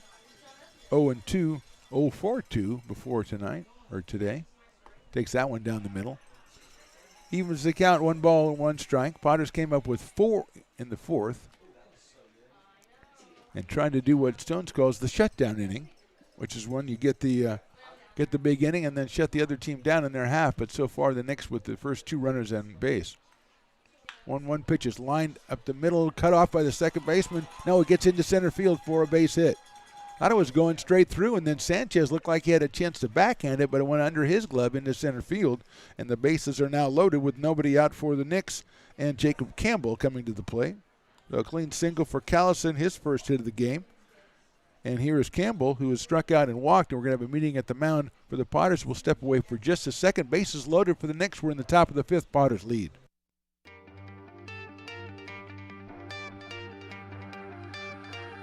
Gooseport Public House. We have sports on 10 big screen TVs, 23 beer taps with classics and crafts, a full bar with creative craft mixed drinks, live music, and most importantly, great fresh food. In downtown Roseville off Vernon Street, only 15 minutes from the ballpark. See ya at Gooseport. It's all you. No, I insist. It's your turn. Nope, I think it's your turn. I appreciate you so much. Thank you so much. Go. I appreciate your appreciation. It fills me. Safe drivers save money with Farmers. Just for driving safely? It's a Farmers policy perk. Get Farmers and you can get a safe driver discount simply for having a clean driving record for 3 years. Come on. After you. After you. Safety. Jacob Campbell, the hitter. The bases loaded here. Eric Vassar out on the hill. First pitch is down low for a ball. Campbell has walked and struck out, so he is 0 for 1, 1 for 5 in the series with a couple of runs scored. Moore at third, Herder at second, Callison over at first. That's lined into left center field. That's down for a base hit. 1 run will score easily. Curtis cuts it off. Here comes the second runner. The throw comes into third. It goes all the way through, but safe at third is Callison. It's a 2-run single, and now 5-3 in favor, 5-4 in favor of the Potters. So Moore scores, Herder scores, Callison goes.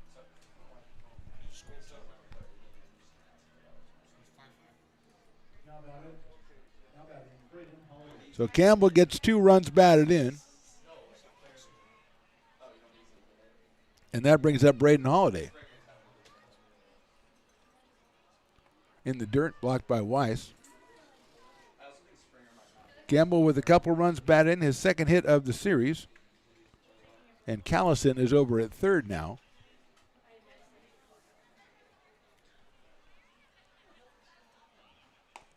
Fastball down low. 2-0 on Braden Holiday, who was fielder's choice and struck out today, 0 for 2. 2 for 10 in the series, but with 4 runs batted in and had a home run and a double in last night's 5-4 Knicks win. Lines that one to right field, a clean base hit. He'll drive in a run. That's going to tie it up at 5 as it's picked up out in right field by Springer and gunned back in to keep the runner at second base, Campbell. But scoring is Callison. Third hit of the inning, third run of the inning. Actually, fourth hit of the inning. And it is now 5-5. So Potters got a little bit of fortune smile on them. They put up 4 in the bottom of the fourth. Here come the Knicks back to put up 3 already here in the fifth. And with nobody out, Nico Tejada coming to the plate, who has walked and reached on an error.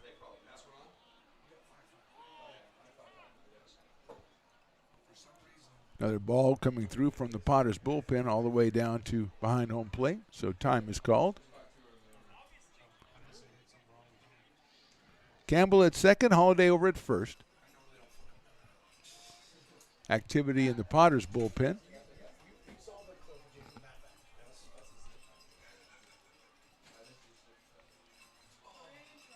Fastball is a little bit too high for a ball. 1-0. Joey Taddy to follow Nico Tejada.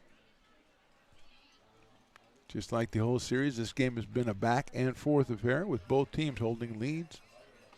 That's on the inside corner for a strike. Evens it up at 1 ball and 1 strike on Nico. 4 hits and a walk for the Knicks here in the 5th inning. They've scored 3 times. Campbell at third, Holiday over at first. Fastball just a little bit too high. 2-1 on Nico Tejada.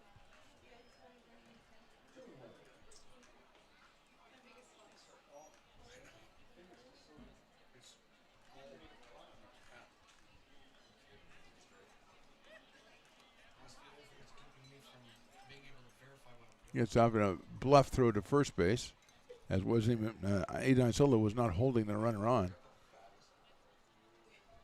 So Holiday got back, and Aiden kind of made a half-hearted effort to get over there. 2 balls, 1 strike on Tejada. Still nobody out here in the top of the 5th.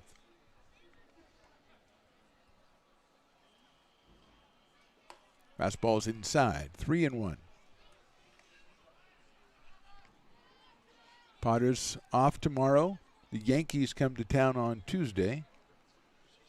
On Wednesday, they're off again, and then on Thursday, the Yankees come back to town, and that's a Thirsty Thursday on that day, as opposed to the 2 for Tuesday. That's fouled back to the screen. So however we work it, if you come out and watch the Potters play the Yankees, you're going to get some beer.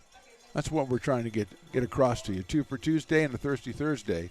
Basically what we're trying to tell you is the beer is nice and cold out here. Come on out and check out the Potters taking on the Sacramento Yankees.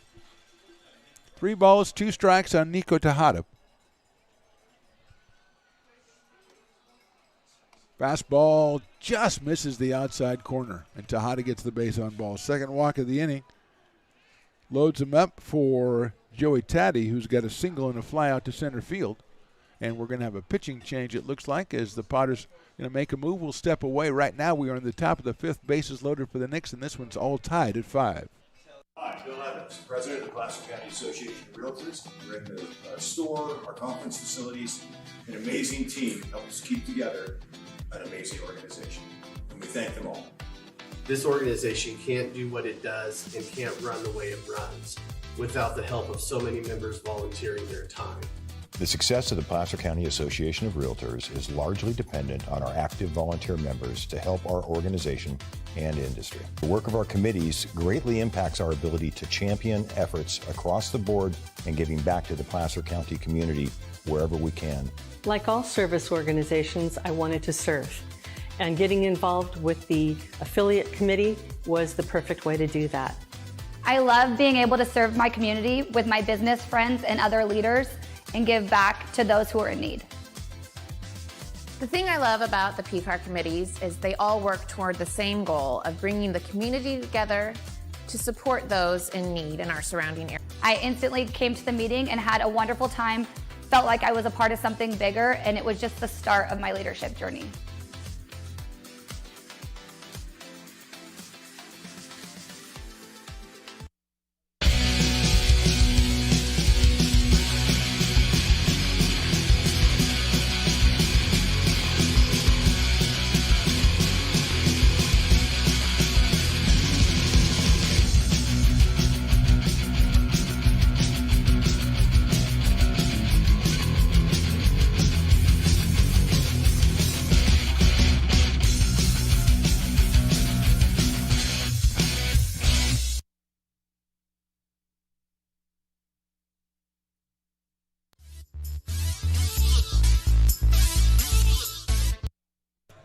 Brian Garrett, the new pitcher for the Potters, number 4, pitched the other night, I think, in the Legends alumni game. He's out of Sac City College. He'll be coming on in a tough situation, let's be fair. Bases loaded, nobody out. 3 runs in. Joey Taddy coming to the plate. The first baseman has singled and scored back in the second and flied to center in the 4th, so he is 1 for 2.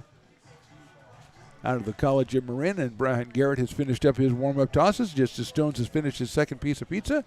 And I don't know which one's more impressive, to be honest with you. Of course, if I was being Stones' friend, I would tell him that some of the pizza has lodged itself on right around here. On you want to get that, yeah.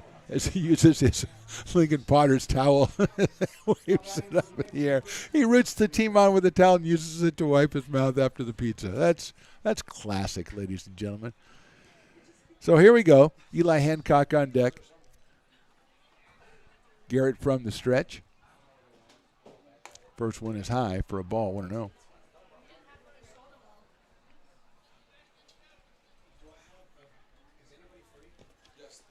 Knicks had 2 in the second, and they have put up 3 so far here in the 5th. Potters with 1 in the second and 4 in the 4th. So a couple of big innings for both teams. That is also high, 2-0 on Joey Taddy. We're in number 32 for the Knicks. And manager Ryan Cooney, who we talked to for a little bit before the game. Seems like a tremendous fellow. Got some ideas for his ball club. They're back in action for the 3rd year. That's outside for a ball, 3-0. He resuscitated them. This is the third year of their resuscitation. Building up relationships with local programs. 3-0 now on Taddy.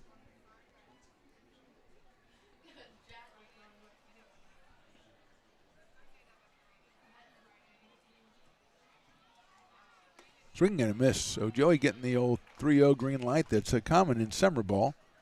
Couldn't make contact with that one, though. 3 balls now and 1 strike.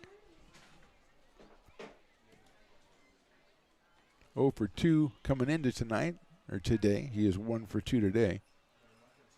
Popped up. See if it stays on the field of play. Furry coming over toward the fence, and I don't think he's going to have a chance that it hits the tarp. The overhang over there makes it 3 balls and 2 strikes on Joey Taddy as Garrett tries to come all the way back from the 3-0 hole.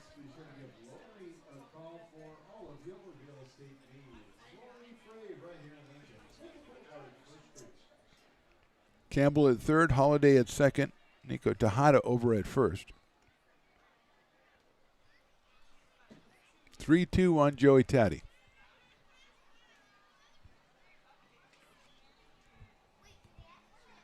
Popped up again. This one should stay on the field and be called by Trey Furry at third base. Infield fly rule is in effect, and Furry makes the catch to the side for the first out.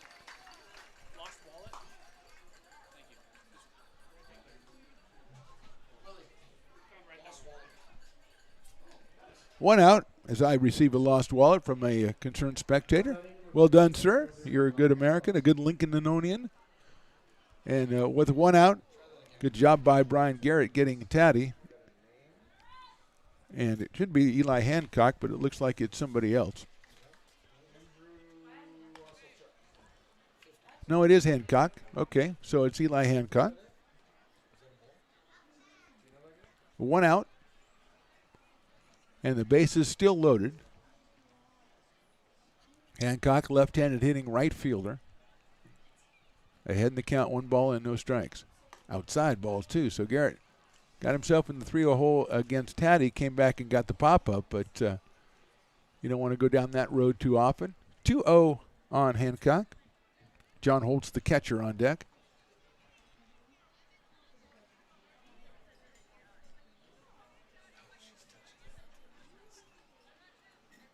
Two-0 pitch. That is in there for a strike, 2-1. 2 balls, 1 strike. Top of the 5th. We're tied at 5. Brian Garrett, the third pitcher. Maybe Sotomayor started, then Eric Vassar, and now Brian Garrett. All 3 Sac City products. Sails high and outside, ball 3. 3-1 on Hancock.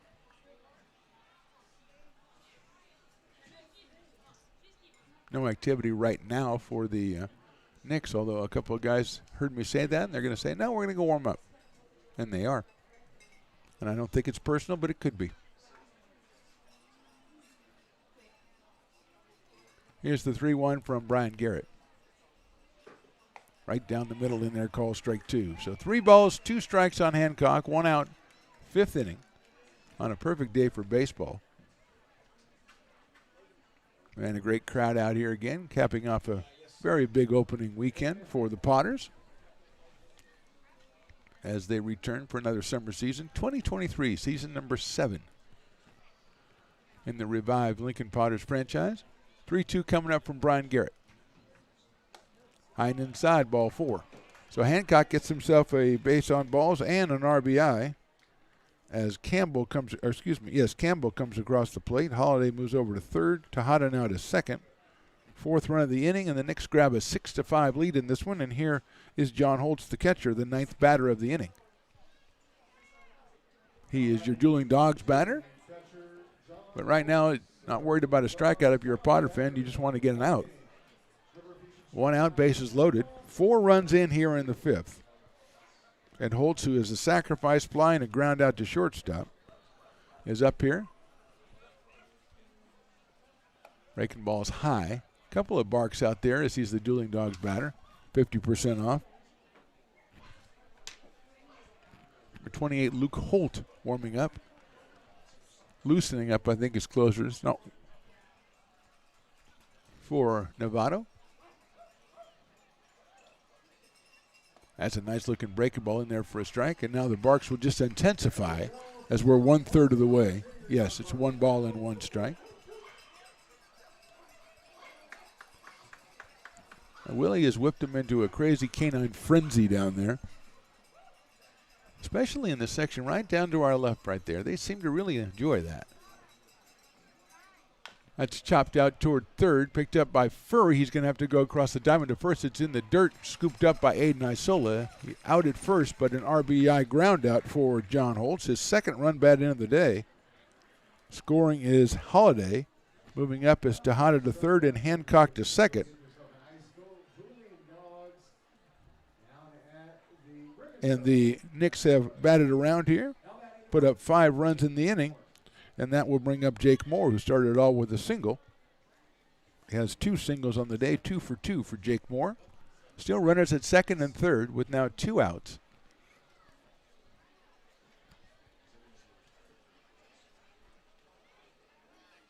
Nice breaking ball swung on and missed by Brian Garrett.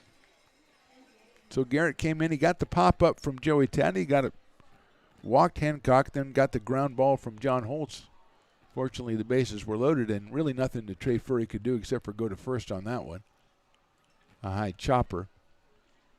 And now he's got Jake Moore. Another breaking ball, this time a called strike, so it's 0-2 on Jake Moore.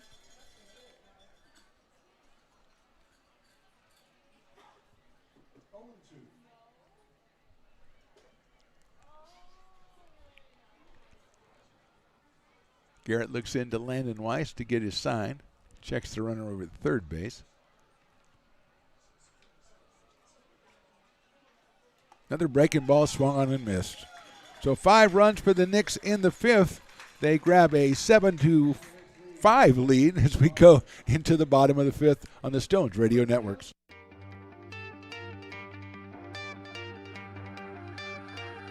Gooseport Public House. We have sports on 10 big screen TVs, 23 beer taps with classics and crafts, a full bar with creative craft mixed drinks, live music, and most importantly, great fresh food. In downtown Roseville off Vernon Street, only 15 minutes from the ballpark. See ya at Gooseport.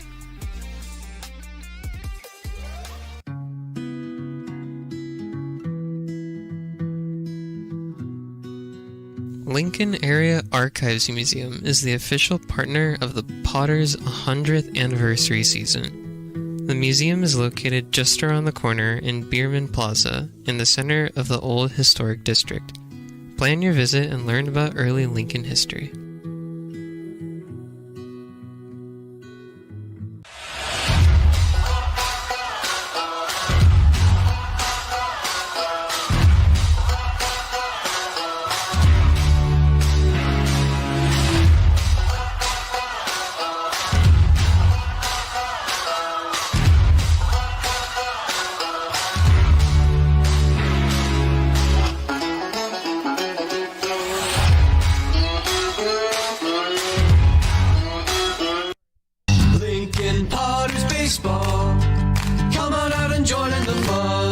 Luke Holt, the new pitcher for the Novato Knicks. Luke, a right-hander out of Shoreline Community College, comes in with a 7-5 lead after his team strikes for 5 in the top of the 5th inning. He'll face Trey Furry, Brandon Springer, and Jarrett Curtis, 5, 6, and 7 for the Potters. Holt, a right-hander, going to be throwing to John Holtz behind the plate.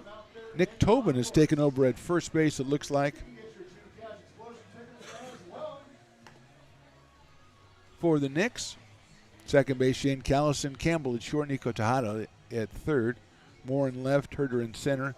Eli Hancock out in right field.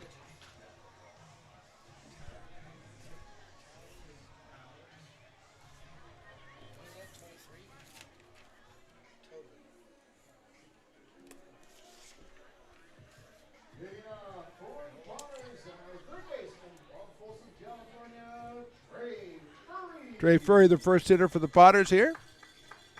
He has doubled and flied to center, so he is 1 for 2.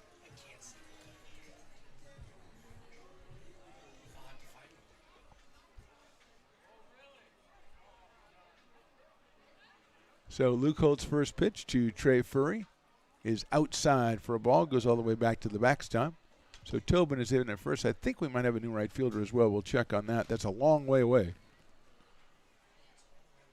1 ball and no strikes on Trey Furry, the Folsom Lake College product. Probably a little sad that his team lost to Sierra today at the state championships, 11-10. In a barn burner, what must have been a real nail biter out there at Folsom Lake College. 1-0 on Trey. That's outside for a ball. Luke Holt with a very deliberate windup.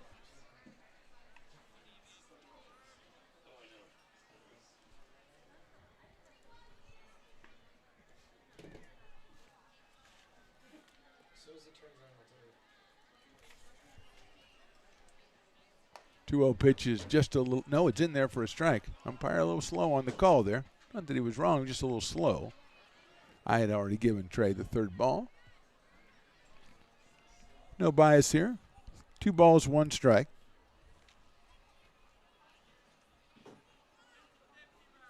That one is also in there for a strike, and Trey and I are both kind of concerned about the strike zone. Just mildly. It's only the 3rd game of the season, so mildly concerned. 2-2. Uh-oh, Stones. Don't look down behind the backstop. That's high and outside, ball 3. Guy sporting a Dodger jersey.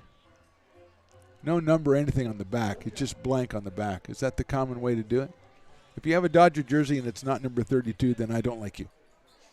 Well, it could be, I think Fernando was 34. I think it could be 34 as well. I mean, come on. 3-2 pitch. Ball 4 outside. So Trey Furry, on what he thinks was a 6-0 count, walks down to first base.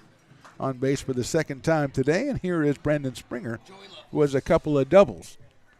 Just as I thought, number 34, Joey Lovelace, has taken over in right field for Eli Hancock.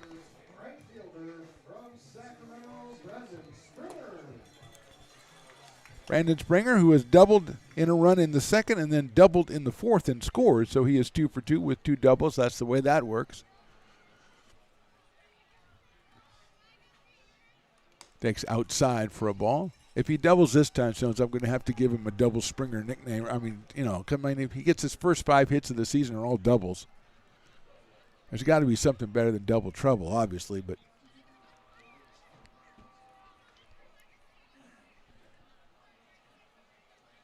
he fouls that one back to the screen. 1 ball, 1 strike. Springer out of William Jessup University gets into a chat with the umpire, which is always a good idea. Jarrett Curtis making his debut with the Potters today. He's on deck out in center field today. High fly ball foul down the right field line. A little surprised we haven't seen Trey Furry take off on one of his. He almost took off just there as the throw went back to the pitcher, but since it was after a foul ball, time was out and it wouldn't have counted anyway. But that's what I'm saying. I'm looking for Trey to see. All of a sudden he just suddenly takes off for second base, usually into a walking lead. He takes a short lead and just walks into it. 1 ball, 2 strikes on Brandon Springer. Holt taking his time getting his sign and throws over to first base to Nick Tobin, the new guy who's got to break his glove in because he dropped that one. So it's a good thing they tried that, work out the kinks. Just came into the game. 1 ball and 2 strikes again. Holt comes set. There goes Furry, and it pitches outside. The throw to second almost hits the pitcher, and Furry is safe by a considerable amount. It's a low and outside pitch, and John Holtz came up and threw it a little bit to the left of the pitcher's rubber, which is where Luke Holt was standing. So 2 balls and 2 strikes on Springer, but now Furry is in scoring position as the Potters scored 4 in the bottom of the 4th, gave up 5 in the top of the 5th, so they got some work to do here. Springer swings and misses at a high fastball. He's down on strikes, and that'll bring up Jarrett Curtis. Now batting Curtis grounded out to shortstop his first time. Then he grounded it to the behind it. Third base, Nico Tejada flagged it down, threw it across the diamond, not in time to get Jarrett Curtis. So an infield single for the center fielder out of Texas Tech and Cypress, Texas. He's up here with a runner at second and one out now. Outside, considerably outside, hits the screen, and so doesn't bounce back, and Furry coasts down into third base with a wild pitch. He's down there with one out. Zach Malone scheduled next for the Potters. Curtis hitting in the number 7 spot in his debut.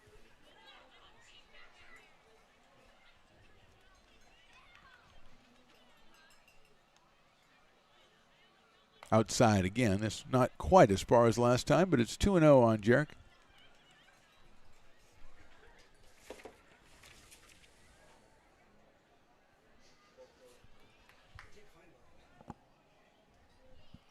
Finishing up his sophomore year at Texas Tech.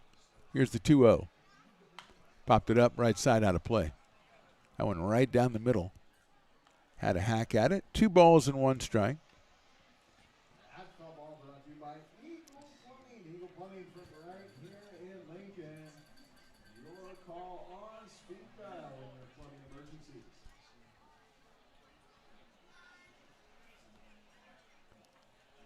Two-one pitch coming up from Holt. Popped up right side again. Nick Tobin's going to give chase down the right field line, but it's over into the VIP O'Killen section over there. So we're at 2 balls and 2 strikes on Jarrett Curtis. Potters have tomorrow off. Sacramento Yankees come in on Tuesday. Another day off, then the Yankees come back. Then a weekend series against the Menlo Park Legends. 2 6:35 games on Friday and Saturday, and then the Sunday game next Sunday will be another 105 affair.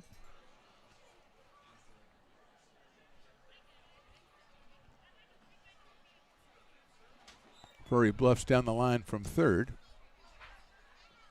High fastball. 3 balls and 2 strikes on Jarrett Curtis. That's more the Trey Furry we're used to seeing. Just inappropriately at some time, just start running. That's what he does. 3-2. Luke Holt, the new pitcher. Shimabukuro went 4 innings, gave up 7 hits and 5 runs, struck out 2. Outside, ball 4. So Curtis takes a close pitch on the outside corner, was off the outside corner. He goes down to first base, first and third now, and that will bring up Zach Malone. Yeah, it looks like Jackson Sadler warming up for the Knicks. He's out of Sonoma State University, a right-hander. And here's Zach Malone, who has walked and flied to left. Going to second is Curtis, and Furry correctly read that one off the backstop. It came right back to John Holtz, who would have had a good chance to get Trey. Curtis, though, goes down to second base. So he is in scoring position where a single might tie this one up again. And Malone ahead in the count, 1 ball and no strikes. Zach followed by Landon Weiss, the number 9 hitter in the order.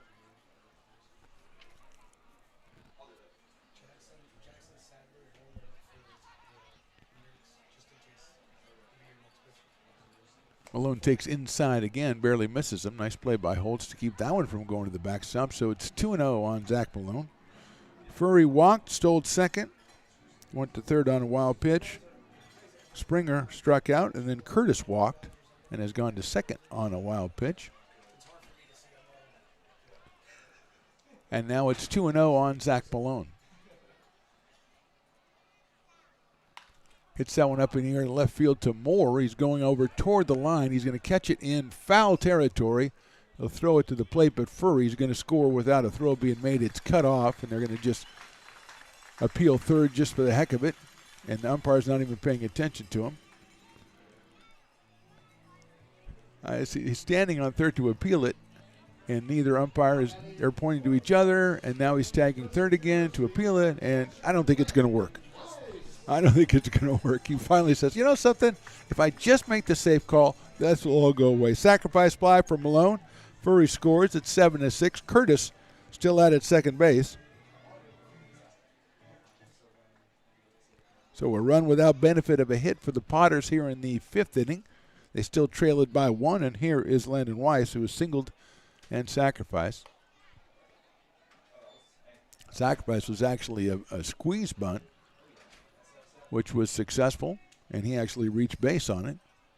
That was back in the 4th inning, so he's got an RBI on the day, 3 of them for the weekend for Landon Weiss. There goes the runner. The throw to third base is going to be too late. Sliding in hit first is Jarrett Curtis, and he is now at third base. And with as many balls as are going back to the backstop, that's a big play by Jarrett Curtis right there. Weiss now 2 balls and no strikes. Top of the order, Aiden Isola on deck.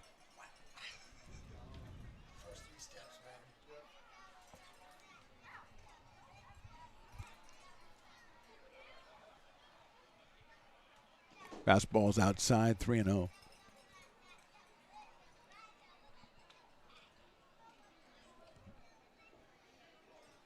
One run in for the Potters here in the 5th. They trail it 7-6. Only fitting it's a back and forth affair in a series that's been pretty darn even so far through 2 games. 3-0 pitch is down low for a ball. Third walk of the inning given up by Holt. And now with runners at first and third, Aiden Isola coming off an RBI single back in the 4th inning. Aiden 1 for 3 on the day, 3 for 12 in his first weekend as a Potter with a couple of runs batted in and a run scored. Another Sac City product, this time out of Granite Bay High School.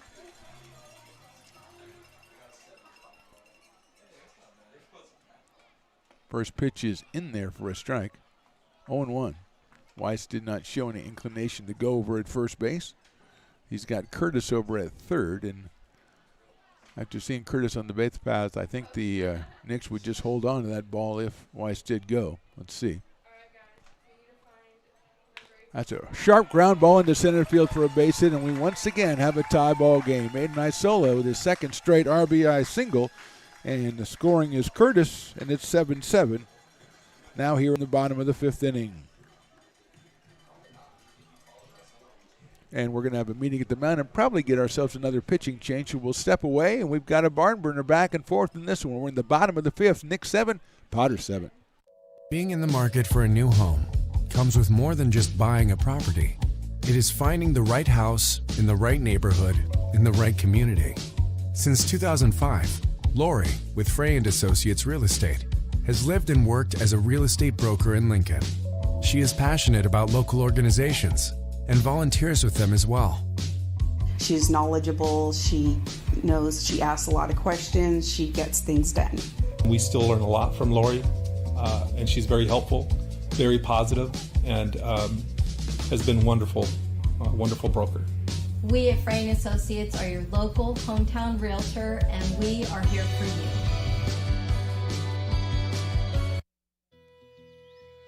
It begins on the farm, where hard work breeds motivation. Care is taken under watchful eyes. With new growth comes inspiration, where playtime is mandatory. Welcome to Dueling Dogs Brewing Company. Meet the Stevens, a husband and wife who work hand in hand to craft exclusive small batch beer, mead, and cider. Using locally sourced ingredients to ensure freshness in every glass. Where a community of farmers, local artisans, and amazing food make for a truly inspired atmosphere.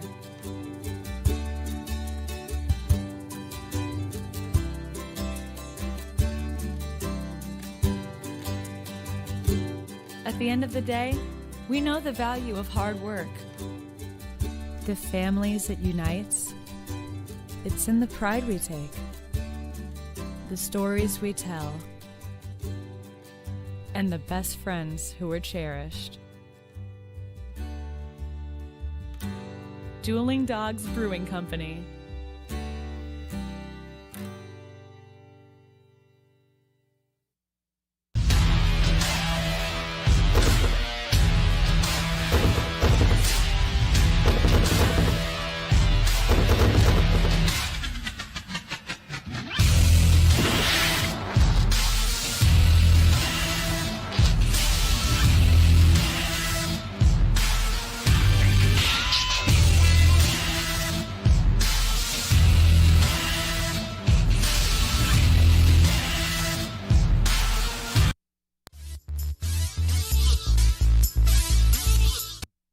New pitchers Jackson Sadler, wearing number 40 out of Sonoma State University, third pitcher of the day for the Knicks, and he will face Levi Sotomayor, the first hitter for the Potters. Levi with a 1 for 3 today and an RBI single back in the fourth inning. He's got runners at first and second here. First pitch sails high and outside. Levi also started the game on the mound, 3 innings and gave up 2 runs, 3 hits, struck out 5. So a busy day for Levi. He's up here now with the game tied at 7 and 2 runners on in the 5th inning. Pops that one up left side. Giving chase is Tejada over by the fence, and he will not have a chance. It's about 30 feet foul over by the bounce house over there. That's the great thing about bounce. There's never a line to get in the bounce house. Everybody's just in the bounce house. So there's no problem over there with the line. In the brick and barrel backyard, there's a line, and there's you can't get everybody in there at once. Although, you get in there, you sit down, you watch the game on a TV screen. It's a pretty good life, really. 1-1 coming up from Sadler. Call strike 2 on Levi Sotomayor.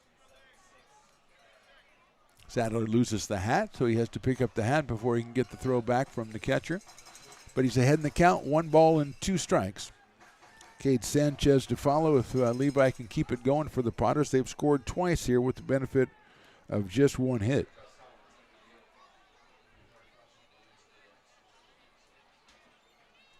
That's high and outside. 2-2.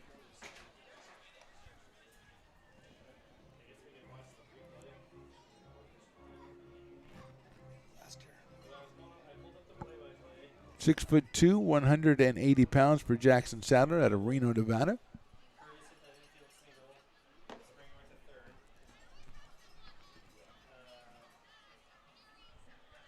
As he steps back off the rubber, astounded that we had that information. So he had to kind of go, wait a minute, they know a little bit about me. I got to take a time here.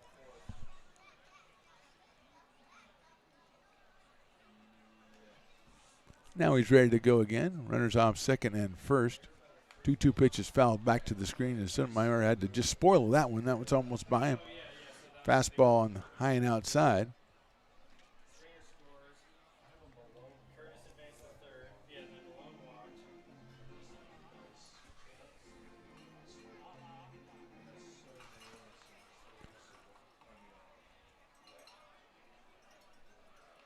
Two coming up once again.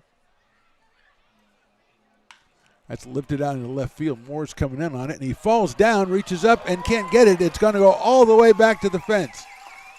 Picks it up and gets it in. 1 run scores.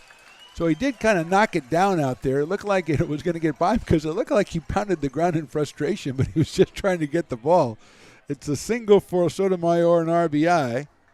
Going to third is Isola.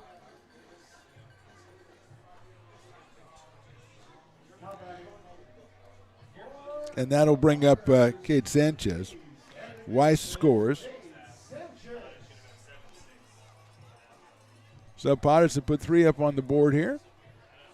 They've taken the lead back 8-7. Looks like Moore ran it down, maybe overran it a little bit. I don't know that the sun is that bad right now out in left field. It is totally a troublesome left field on a normal day. Sanchez takes a strike on the outside corner.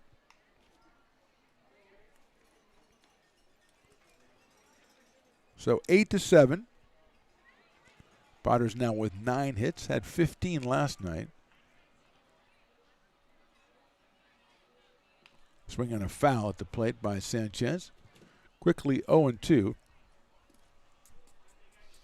They got a piece of John Holtz, the catcher, so we're all going to pretend like we don't see that. And the umpire is going to usually go out and talk to the pitcher.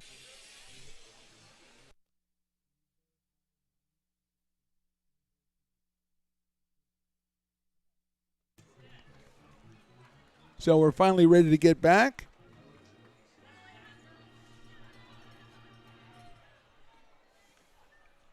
Oh and 2 on Cade Sanchez.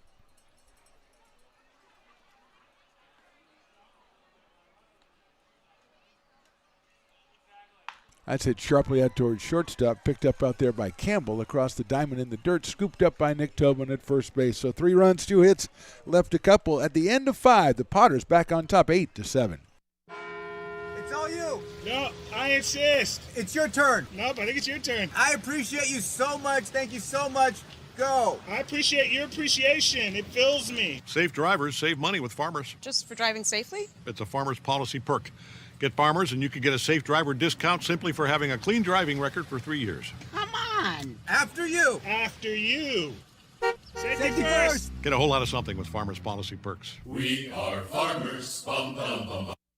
Loomis Basin Brewing Company, a proud sponsor of your Lincoln Potters. Visit them at 3277 Swetzer Road in Loomis or call 916-259-2739. Being in the market for a new home comes with more than just buying a property. It is finding the right house in the right neighborhood in the right community.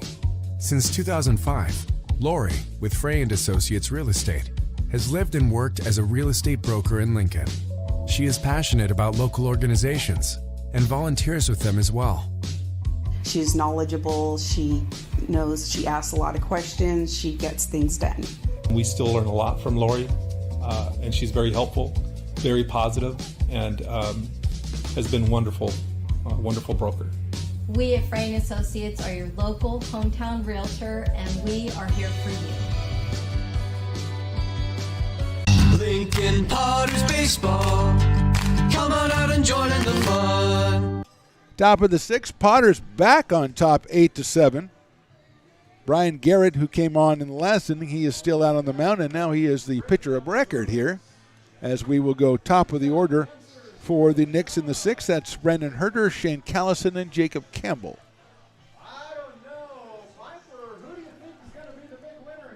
Piper doing the dance contest, which, thank you to the camera for getting that. That usually is the highlight. There's usually about 3 times that many people. Who's going to get it? Who got the win? Oh, congratulations, young man. Well done. All right. Oh, he gets one of those sweet hats. Wait a minute. That might be worth entering Tuesday night. When the Yankees come to town, I'm going to get in that dance contest. Here's Herter. First pitch is high for a ball. Brandon is grounded to second, struck out and walked, and scored back in the 5th inning.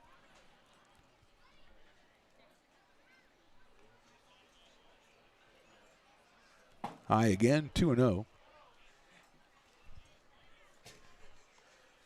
Stones makes a get down motion. I don't know what he's doing. Saying that, I don't know if he's telling the pitcher, if he's telling Piper to get out of the way because he can't see. 2-0. I love how there's always so many people walking around at a baseball game. That's in there for a strike. You just, anytime there's like 50 to 75 people just walking around. If you're headed to the to the Brick and Barrel backyard, I understand that. Otherwise, I don't know what you're doing. 2-1 pitch, misses outside, 3-1. I suppose you could be going to the bounce house, but some of these people I don't think are. I think they're just walking back and forth the way they used to do at high school football games. You just walk in front of everybody just for the heck of it. That's inside ball 4. So Herter reaches base for the 2nd straight time via the base on balls. He's over at first. And here comes Shane Callison. I think we might have. No, that's Shane Callison. No, it's Cooper Callison taking Shane's place. So Cooper Callison comes in. So keep it in the Callisons. Shane was 1 for 3 in his stint, and now here's Cooper, who started and played at third base the first 2 games of the series.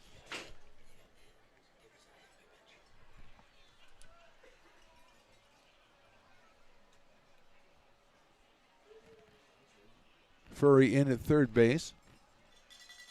That one sails high and outside. Flagged down by Landon Weiss. 1 ball and no strikes. Potter's bullpen quiet for now. In fact, both bullpens are quiet for now. As we have Garrett and Sadler are the pitchers of record.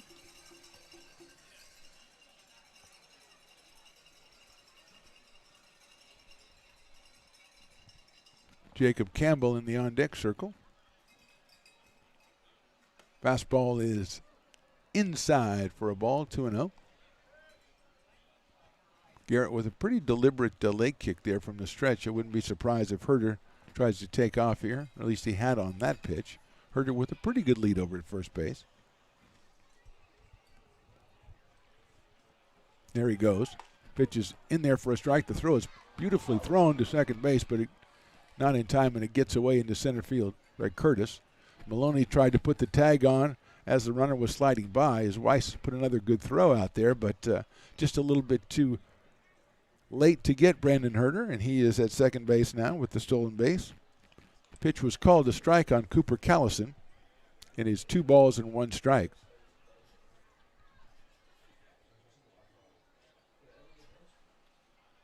Garrett checks the runner at second base. That's high. 3-1.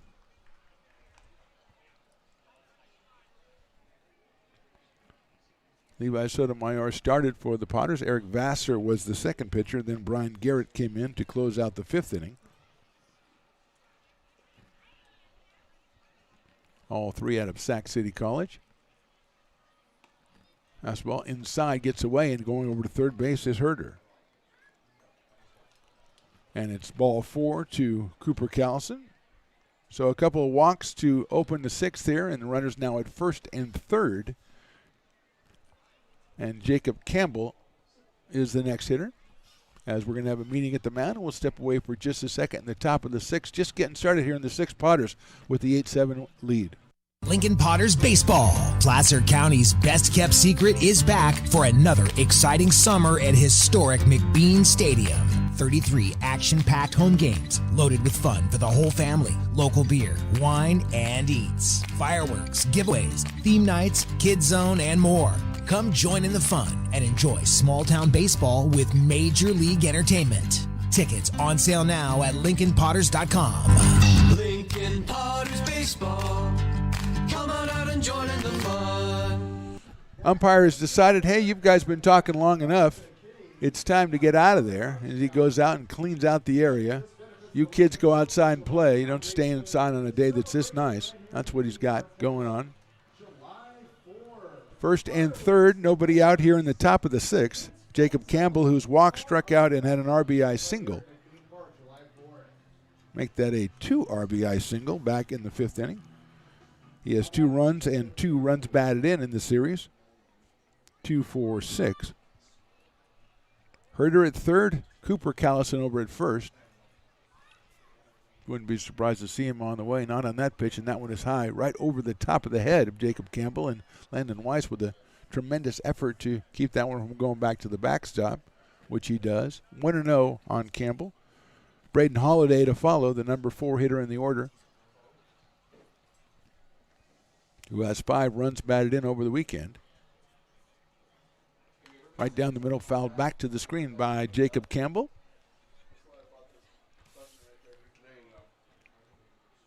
Jacob out of the College of Marin, playing at shortstop for the Knicks here today.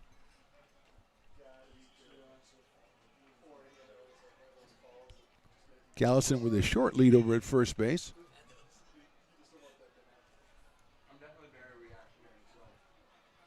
That's a breaking ball, and it's on the outside corner for a strike. Nice pitch by Brian Garrett. Puts him ahead in the count, 1 ball and 2 strikes.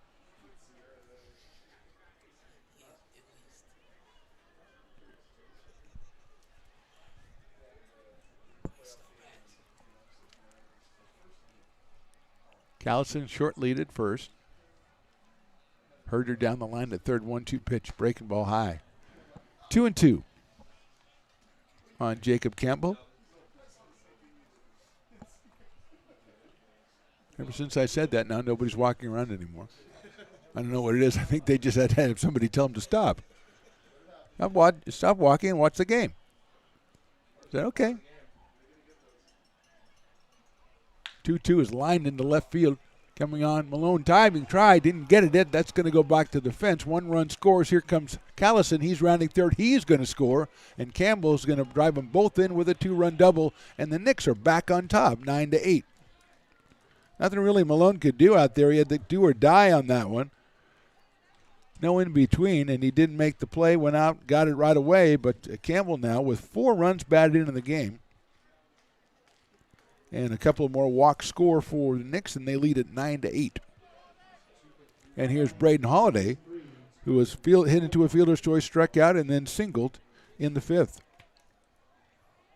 Picked up an RBI, his 5th of the weekend. He had a home run to double last night. High for a ball. Still nobody out here in the 6th. This teams continue to trade. Potters had 4 in the bottom of the 4th, then 5 for the Knicks in the top of the 5th, 3 for the Potters in the bottom of the 5th, and now 2 in the top of the 6th for the Knicks. Holiday fouls that one back to the screen, an inside fastball, evens the count at 1 ball and 1 strike. Always worry when someone fouls it back to the screen, he'll knock one of Stones' cameras down like yesterday. But he had that older guy down there. He's not there today. He won't be able to fix it for you like he did yesterday. I think he was one of Cheech or Chong. I'm not sure which one he was. It was Cheech? Okay, fair enough. Raking ball's hit well to center field. Curtis on his horse. He's going to go back into right center, make a diving try. Did he make the play? I think he did. What a catch. Tagging at second base is Jacob Campbell, but what a catch by Jared Curtis. They're going to go try to appeal second, and no, he did tag up. Curtis with just a tremendous catch, covered a lot of ground, and then at the end of all that running had to make the sliding catch. And I don't want to say he made it look easy, but he didn't make it look really difficult. And going to third is Campbell, and Holiday's over there going, man, I thought I had myself 2 bases at least on that one.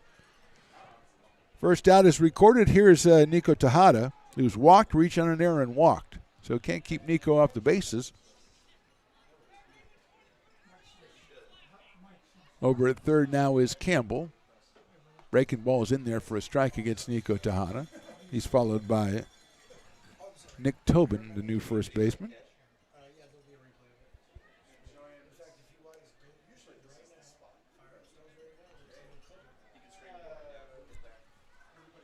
That's high with a fastball. 1-1.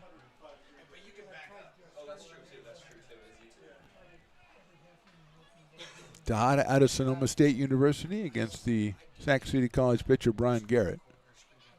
Breaking ball just misses that outside corner, 2-1.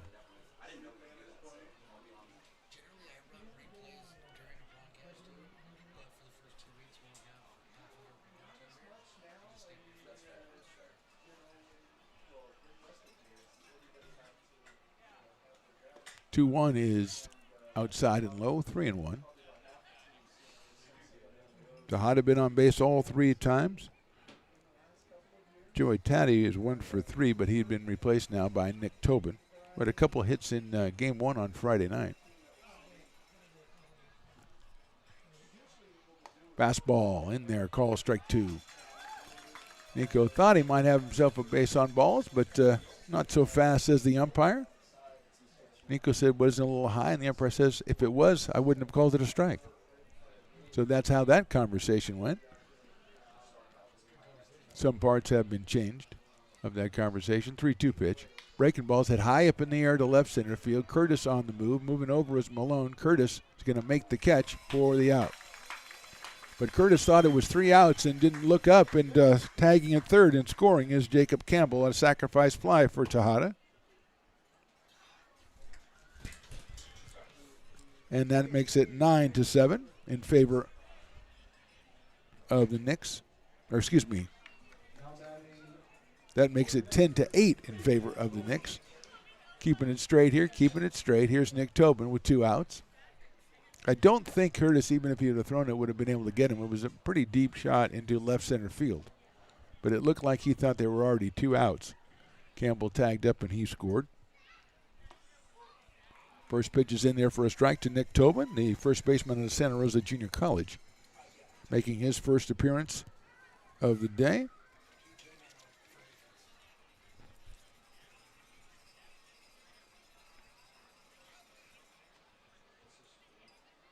Another breaking ball, but that one stays high. 1-1. So 2 walks, a double, a fly out, another fly out, and 3 runs have scored for the Knicks here. The umpire looks like he's writing Nick Tobin's number down. Yep. It's like he looked like he pulled him over for a citation or something. He's writing him a ticket. It's like, okay, dude, you're not supposed to be in. I knew he was in a long time ago. Announced it 2 innings ago. Come on. Yeah, that's what he's asked. Proof of insurance, Nick. Come on. Swing and a miss. 1 ball and 2 strikes. It's just that, all of a sudden we've got all kinds of action going on for like 3 hours. All of a sudden he just pulls out his little book and writes the guy's number down. Okay, mister, I got my on you, 23. 1 ball, 2 strikes. Fastball just misses the outside corner. Brian Garrett thought it was a strike. And if it was, I'm sure the umpire would have rung him up because he's already written his number down in the book. So it's not like he's going to give him any breaks. Activity in the bullpen for the Knicks here,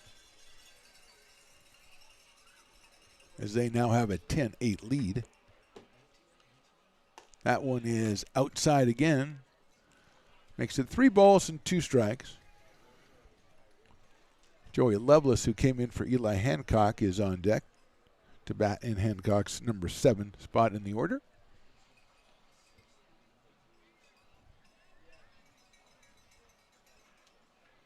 Breaking ball's popped up. Short center field going out is Maloney. He's going to call for it, but here comes Curtis is going to make the catch in short center field. So 3 runs on just 1 hit and 1 left. We go to the bottom of the 6th inning. It's a tough one. Knicks 10, Potters 8. The mouth-watering Big Mac with a savory Filet-O-Fish and a tasty McChicken. My goodness, that looks good. Oh, you're making a McDonald's menu hack. Yes, a land, air, and sea. Oh, it's going to tip over. No, it's good. It's good. Very stable. Order the land, air, and sea by name. Build it by hand.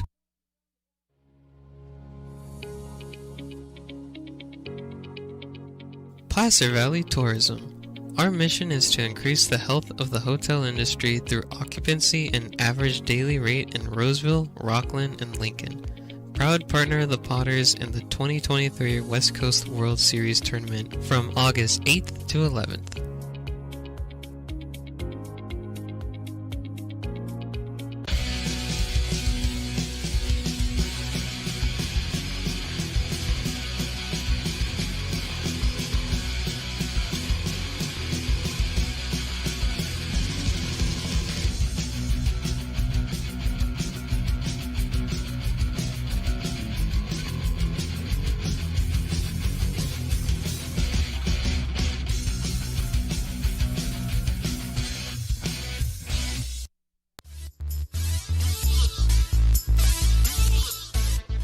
After 5.5, which means we're a little bit late for the Stones-McCoy mid-game report, but I thought I'd bring Stones-McCoy in. First, Stones, before you give me your mid-game report, when they do the bat spinning competition, you can't have kids do it because kids can spin around for 3 hours and not and never still get on dizzy. balance, right? Yeah. And they just run straight to Piper. So can you? I know you know a lot of people in the administration. Yes, Could you put a word in? I'm going to have a talk with somebody. It's called the Dizzy Bat Race. If you put kids out there and they don't get dizzy, what's the point of the race? All right, I know that's taking a lot of your time up, but give me your impressions of the first half of the ballgame. Well, I mean, I actually thought it started out really as a pitching duel, and then it turned into the anti-pitching duel. Yes, it did. And Yes, it did. a lot of pass balls, a lot of walks, things of that nature is really allowing both teams to get runners on and get them in. Unfortunately, the Knicks have taken advantage of it and put up 2 extra runs on the board to take the 10-8 lead. Yeah, we have seen some timely hitting, but the runners that are on base for those timely hits have been put there by walks for the most part. That's Stones McCoy in the mid-game report, brought to you by the Stones Radio Network. Stones McCoy is the president, so you connect the dots. Nick Herman is the new pitcher, and I think he just hit the first batter. He did, and that is J.T. Maloney, who will go down to first base. So Nick Herman, the 4th pitcher after Shimabukura, Holt, Sadler, and now Nick Herman. The right-hander out of Sonoma State University will now face Trey Furry, who has doubled, flied to center, and walked and scored twice. So we've had a bunch of multiple-run innings here. We had 3 straight innings that teams have scored at least 3 runs. Bottom of the 4th, all the way through the 5th, and the top of the 6th. Let's see if the Potters can keep that going. The pitch to Furry fouls it back to the screen. Brendan Springer is on deck.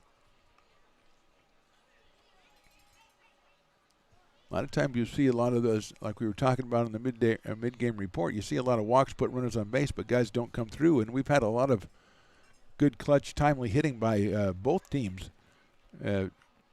driving in those guys who got on base via the walk. That's inside for a ball, 1-1. As evidenced by the 10-8 score as we go into the bottom of the 6th.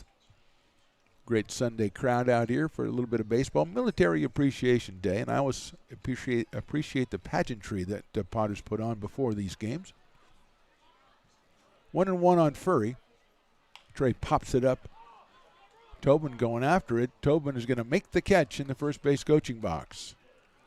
So got in on the hands of Furry. He tried to muscle it out of there, couldn't do so. Pops it out to first base, first out recorded, and here's Brendan Springer, who's doubled twice and struck out. 4 for 11 now. He has an RBI today and a run scored, does Brendan Springer. He's got JT Maloney down at first and 1 out. Lines it to right field. That's going to be a base hit. Maloney's going to round second. He's going to get into third. Springer thinks about trying to make it a double, but he doesn't because he knows I would have said something about it, so he stays at first base. Another hit for Springer. This one just a single, though, in first and third now, and that'll bring up Jarrett Curtis, who has had a base on balls, a single, a couple of runs scored, and an unbelievable catch in right center field so far. For the newcomer to the Potters from Cypress, Texas, and Texas Tech University. Springer down at first. Here's the pitch. Curtis swings and misses. What a cut on that one. 0-1. Maloney at third and Springer over at first. 10 hits now for the Potters. It's 25 in the last game and a half for Lincoln. 3 of them tonight or this afternoon are for Brendan Springer. Curtis takes that one on the inside corner. That's called strike 2. Off-speed pitch from Nick Herman. Zach Malone to follow, but it's all about Jarrett Curtis right now.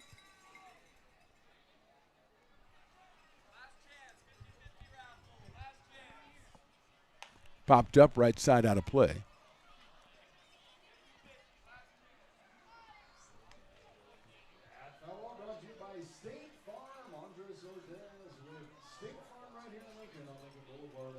Oh, 0-2 on Jarrett Curtis.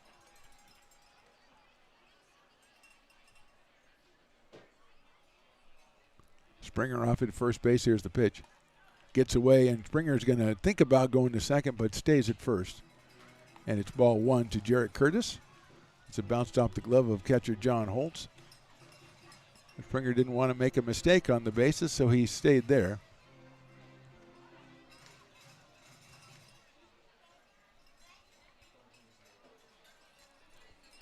Throw over to first base, and Springer is back in. 1-2 on Curtis. Potter scored 4 times in the 4th and 3 in the 5th, so 7 runs in the last 2 innings. Here's the 1-2. Curtis lines it to left field. It might stay up, and it does. It's caught by Moore, caught out in left field to throw home. The tag is applied, and he is out at the plate. What a throw by Jake Moore to get JT Maloney at the plate, and that's the 3rd out of the inning. A hard line drive by Curtis, but Moore's strong throw got there on the fly. The tag made by John Holtz, and out of the plate, JT Maloney. So no runs for the Potters. We go to the 7th, and the Knicks lead at 10-8.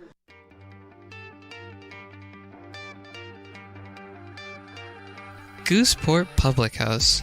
We have sports on 10 big screen TVs, 23 beer taps with classics and crafts, a full bar with creative craft mixed drinks, live music, and most importantly, great fresh food.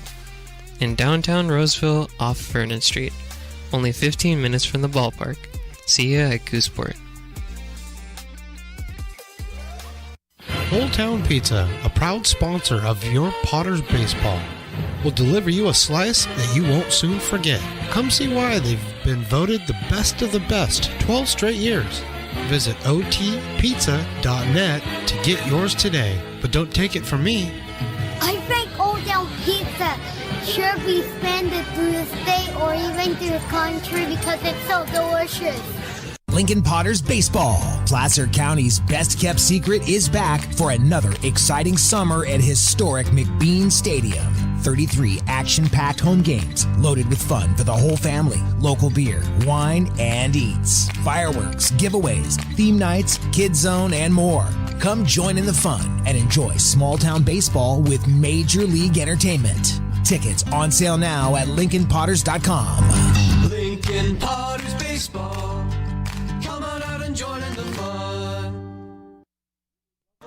Knicks still up 10-8. Gabe Maya, the new pitcher, the left-hander out of El Dorado Hills. Fourth pitcher of the day for the Potters. Sotomayor started, then Eric Vassar, Brian Garrett, and now Gabe Maya. He will face Joey Lovelace, John Holtz, and Jake Moore.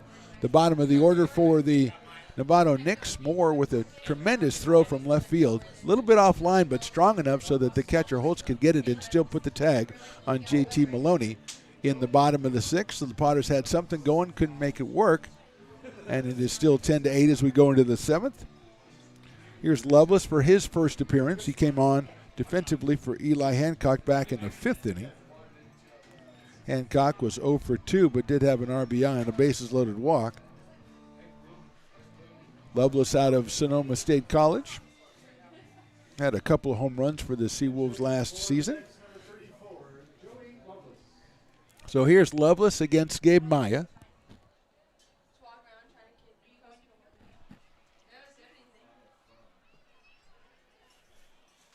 Right-handed hitter, open stance. Takes the first pitch on the inside corner for a strike from the left-hander Gabe Maya.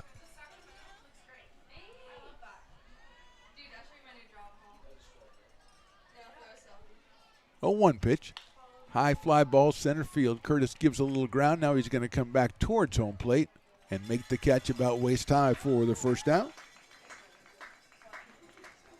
So Lovelace hit it pretty hard, but it got knocked down a little bit by the breeze, and he's the first out of the seventh inning. John Holtz, the catcher, coming up to the plate. John has hit a sacrifice fly, grounded out to short and grounded out to third. Picked up an RBI on the ground out to third. So 0 for 2, but 2 runs batted in for our Dueling Dogs batter today, and so far he's disappointed thirsty patrons who were not able to get half off of Dueling Dogs if he were to strike out. Inside with the first pitch, 1-0. He's followed by Jake Moore, the left fielder.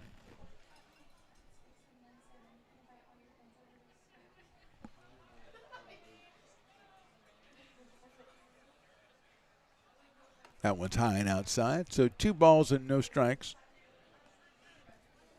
Gabe Maya came in the 8th inning last night to get a big strikeout for the Potters. Potters eventually losing that one as the Knicks scored 1 in the top of the 9th. That's chopped down the first base line. It's going to be foul. Run down by Isola. He lets the first base coach handle it. He bobbles it, but still went after it. Didn't give up on it and stayed with it, and I think he would have had the runner had there been a play at first. 2-1. And the barks are starting again for the Dueling Dogs batter. We had a lot of barks last time, so not so many this time.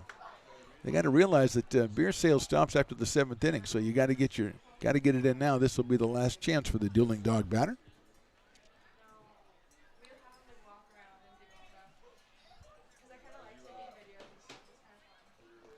And they waved at that one, and it is rung up by the base umpire. So it's 2 balls and 2 strikes, and we're 2/3 of the way toward that 50% off for thirsty patrons. And now a few of the dog barks are coming out. I don't know if those are Willie's manufactured ones or if people are really barking for him. But we'll see, because we had a little section here earlier that was doing the job. Lines that one out to left field, going back as Malone, still going back. He's got it in front of the warning track for the out. So Holtz put the bat on it, but he is retired. 2 flyouts for the Knicks here in the 7th with 2 outs. Jake Moore coming to the plate. Actually, I think that's Lucas Schaefer. That's number 14, Lucas Schaefer, batting. So Schaefer hitting for Moore. Lucas Schaefer.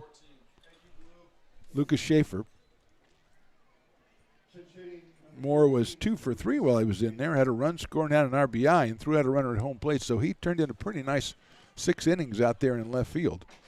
And now here's Schaefer, who started the first 2 games of the series.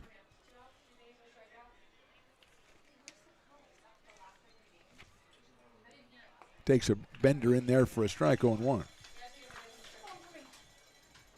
Schaefer from the College of Marin coming in for Jake Moore here in the 7th inning. That's high and outside from Gabe Maya. 1 ball, 1 strike.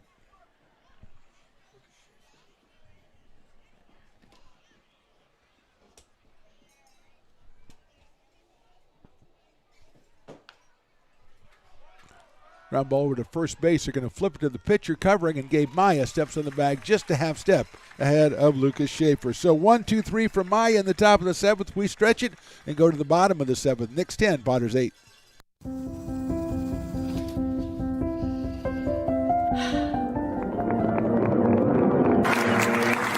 Welcome back, Olympia's 5th grade orchestra. Perhaps there's no place like your home because you made it so at RC Willey. Hi, Bill Evans, President of the Placer County Association of Realtors. We're in the store, our conference facilities. An amazing team helps keep together an amazing organization, and we thank them all. This organization can't do what it does and can't run the way it runs without the help of so many members volunteering their time. The success of the Placer County Association of Realtors is largely dependent on our active volunteer members to help our organization and industry. The work of our committees greatly impacts our ability to champion efforts across the board and giving back to the Placer County community wherever we can. Like all service organizations, I wanted to serve. And getting involved with the affiliate committee was the perfect way to do that. I love being able to serve my community with my business friends and other leaders and give back to those who are in need.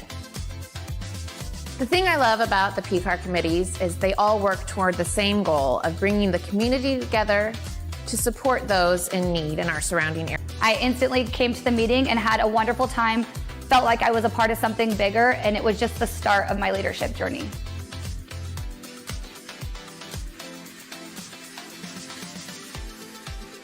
Lincoln Potters Baseball. Come on out and join in the fun. Everybody sufficiently stretched out here in the 7th inning. Zach Malone, then Landon Weiss and Aiden Isola, the first 3 hitters for the Potters against Nick Herman as they try to come back from this 10-8 deficit. Had a chance in the 6th inning, but had a runner thrown out at home plate, trying to tag up from third. Sails high and outside, but the credit for that, no detriment to the runner. The credit goes to Jake Moore out in left field with a fine throw. He's rewarded by being replaced. I'll have to talk to my friend Ryan, the manager over there, and see what's going on. It's popped up left side. Coming in is Schaefer, the new left fielder, and makes the catch going toward the foul line.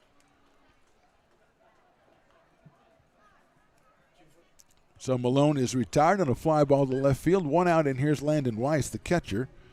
He's singled in the 3rd, squeezed in a run in the 4th, and walked in the 5th. So 1 official at bat. A hit, 2 runs scored, and an RBI. He fouls that one off over the right side. 0-1 on Landon from William Jessup University. Reminder on Tuesday when the Potters are back, it's a 2 for Tuesday versus the Sacramento Yankees. Half off. The Loomis Basin Brews. So you want to come out here and check it out. And then on Thursday again, Thirsty Thursday. So we're going to take care of you if you come out to see us play against the Sacramento Yankees. 0-2 on Weiss as he fouls another one back to the screen. And Herman's ready to deal 0-2. Line drive right back up the middle. That's going to get into center field for a base hit. And it almost hit Nick Herman. And he's mad because I think he thinks he should have caught that. But I don't know. Line drive comes back at you. I'm getting out of the way. That's just me. Second hit of the day for Landon Weiss. He's on base again, the 4th time. 11 hits for the Potters, and here's Aiden Isola, who struck out in the 1st inning, then flied to left in the 3rd, but since then has been on fire with RBI singles in the 4th and the 5th. So Aiden is 2 for 4 today, and he's up here against Nick Herman. I don't know if he hits home runs or not, but I think this is a good time for it. This might get the Potters crowd going. Herman's pitch is low for a ball, 1-0. I'm just saying it might be a good time for it. That's all I'm saying. Levi Sotomayor on deck. Potters down 10-8. We're in the bottom of the 7th. Malone flying out to lead off, and then a single by Weiss. Isola takes that one right down the middle, 1-1. Not saying that's the one I would have taken to hit a home run on, but I'm not saying I wouldn't.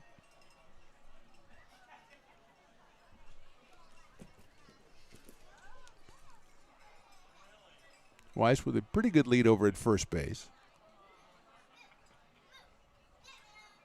Breaking ball just a little bit inside, 2-1.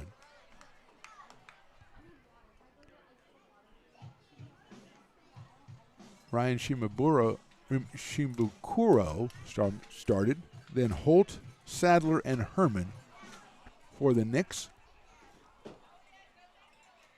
Isola lines that one right to shortstop. The throw over to first base, not going to be in time to double him off. So Aiden hit it hard again, that time right at Jacob Campbell at shortstop. Second out is recorded, and here's Levi Sotomayor, who started as a pitcher and turned into a DH. He has grounded out, flied out, singled, and then singled again. 2 singles, 2 RBIs for Levi. He is actually 7 for 13 so far in the season. 2 runs scored and 2 runs driven in. So pretty productive weekend at the plate for Levi out of Sac City College. First pitch is outside. 1-0, Cade Sanchez to follow. Getting a little late for the Potters. They trail it by 2. We're in the bottom of the 7th.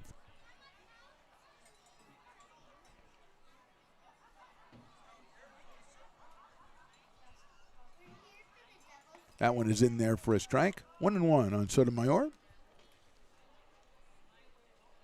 Weiss down at first base. His second single of the day.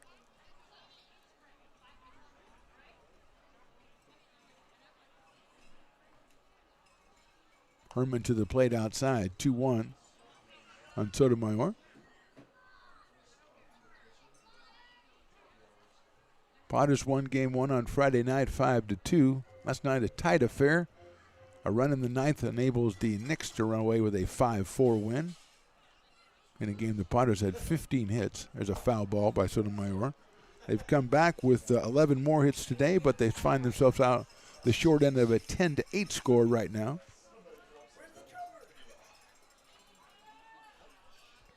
Levi settles in. Open stance from the left side. And Herman in the stretch as he checks on Weiss at first base. Swing and a miss. He got him on strikes. So no runs, a hit, and 1 left. We go to the 8th inning. It's the Knicks 10 and the Potters 8. Have you ever wondered, what is CMN? I thought so. Let me help. CMN stands for Children's Miracle Network, a non-profit organization that raises money for children's hospitals. Locally, UC Davis Children's Hospital is your CMN hospital, the only one in our area. It is a nationally ranked comprehensive children's hospital that provides the highest quality of care to pediatric patients like me. How is this level of care possible? With help from CMN donations. CMN teamed with corporate partners and community donors to fundraise for things like equipment, research, and patient care. All money raised locally during campaigns like this stays local to support children treated at UC Davis Children's Hospital. Sick and injured kids can't wait to get the care they need. And thanks to generous donors, partners, and fundraisers like you, we don't have to. Please give wherever you see the Miracle Balloon, and thank you for supporting CMN at UC Davis.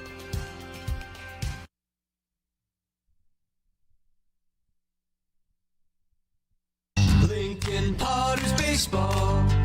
Come on out and join in the fun. Top of the 8th, Knicks lead at 10-8. Gabe Maya back out on the mound. He'll face a pinch hitter, Jason Pretty, who will come in for Brandon Herder to start off the inning, and then Cooper Callison and Jacob Campbell scheduled the next 2 after that as the Knicks have the 10-8 lead. Weiss throws it down to second base to get us started here in the top of the 8th inning. Another great crowd out here for the opening weekend, Military Appreciation Day in this one. So Pretty comes out here from Doane University. Was in the lineup yesterday, plays a very good center field, covers a lot of ground out there. He was 0 for 1 with a run scored yesterday. Left-handed hitter against the left-hander Gabe Maya, whose first pitch is outside. 1-0 on Jason Pretty.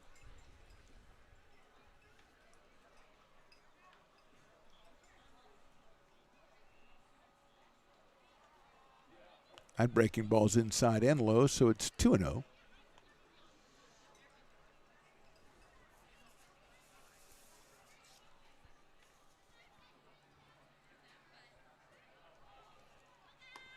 Catches the outside corner.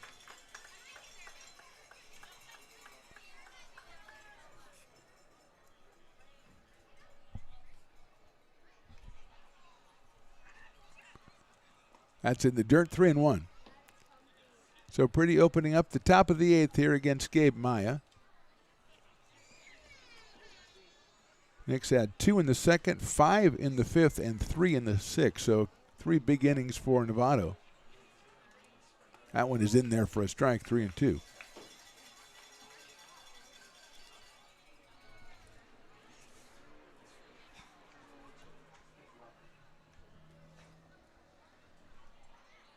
Three-two pitch. High, ball 4. Base on balls hurting the Potters pitchers so far today, and another one puts Pretty down on first base. And here is Cooper Callison, who came on for Shane Callison back in the 6th. Switch hitter as he's batting from the right side this time.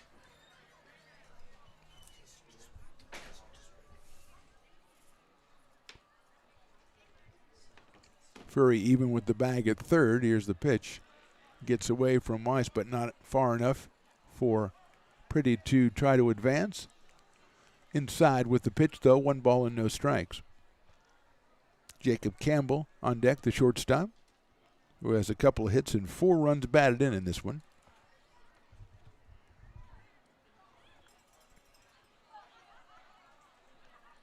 Here's the 1-0 coming from Gabe Maya. 2-0.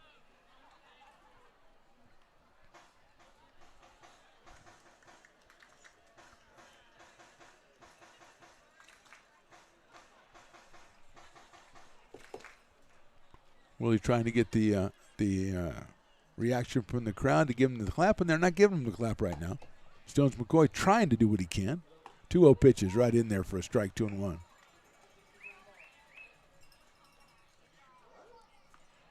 Potters down 10-8. We're in the top of the 8th inning.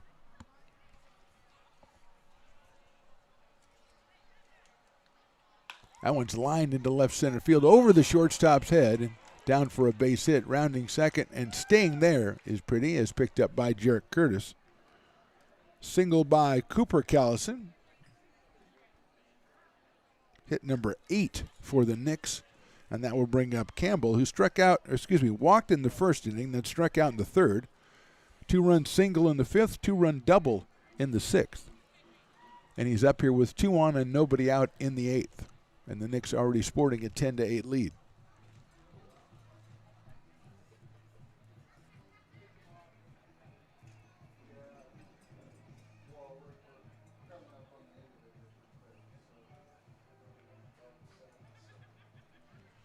Potters pitchers have given up 8 walks through 7+ innings in this one. And 8 hits also by the Knicks, as we said. So Furry down at third base. Probably going to stay back. Doesn't think Campbell will be dropping it down after 4 runs batted in his last 2 at-bats. Braden Holiday on deck, the number 4 hitter, who drives in a couple of runs himself. Breaking ball, nice looking pitch in there for a strike, 0-1. Don't think that's the one that Campbell was looking for. And Gabe is ahead in the count. No balls, 1 strike. Ball loose on the field from the bullpen. I didn't notice that sign, Stones. That's an interesting way. I mean, you can have a fancy, neon sign or something, or you could just have a piece of plywood and write beer here and spray paint it or something. I mean, that is just like classy. I love that. After all we've done to class up the joint. Another breaking ball, another strike, 0-2. I mean, I approve of it. Don't get me wrong.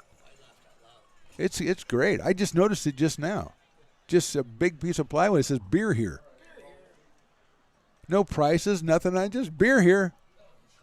Maybe it means they want beer here. I love that. Fouled out of play. Instead of calling for the waitress or going to the backyard, just put up a big sign that says beer here. Bring beer here.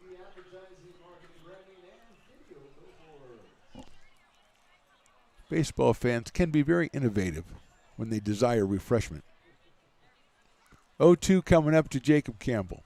Breaking ball.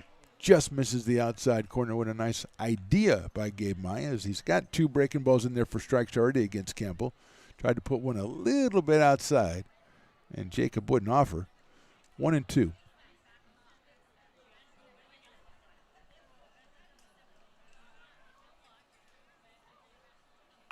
That's fouled. Another breaking ball is fouled over by the dugout. And I know it's not possible.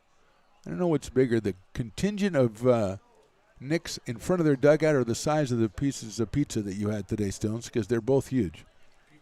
I think the pizza was bigger. I think the pizza covered more ground than those guys covered down there. You must sell by the square foot on that pizza, huh? Or square yard. Swing and a miss. Nice pitch by Gabe Maya. Came in with a heater that time. And Campbell's down on strikes. And that brings up more trouble. Braden Holiday, who's hit into a fielder's choice, struck out, had an RBI single and flied out to center field. He flied out to center field. Doesn't really tell the whole story. That was the one he lined into right center, and Jarrett Curtis made a tremendous sliding catch after running for about 50 yards out there. So it was no simple fly out to center field. That's high for a ball, 1-0.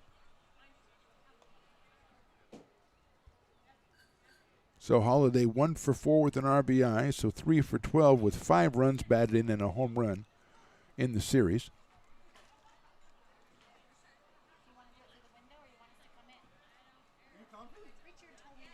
1-0 pitch, breaking ball down low, 2-0.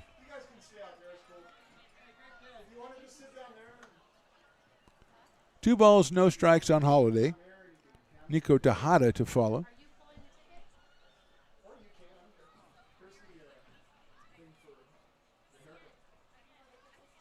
There's the breaking ball. It catches the outside corner. Little backdoor breaking ball. 2 balls and 1 strike on Braden Holiday.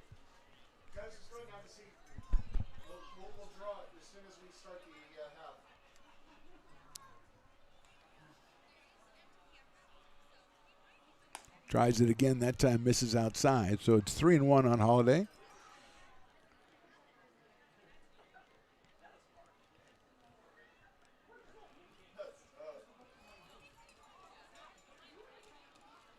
Runners at first and second, 1 out here in the 8th.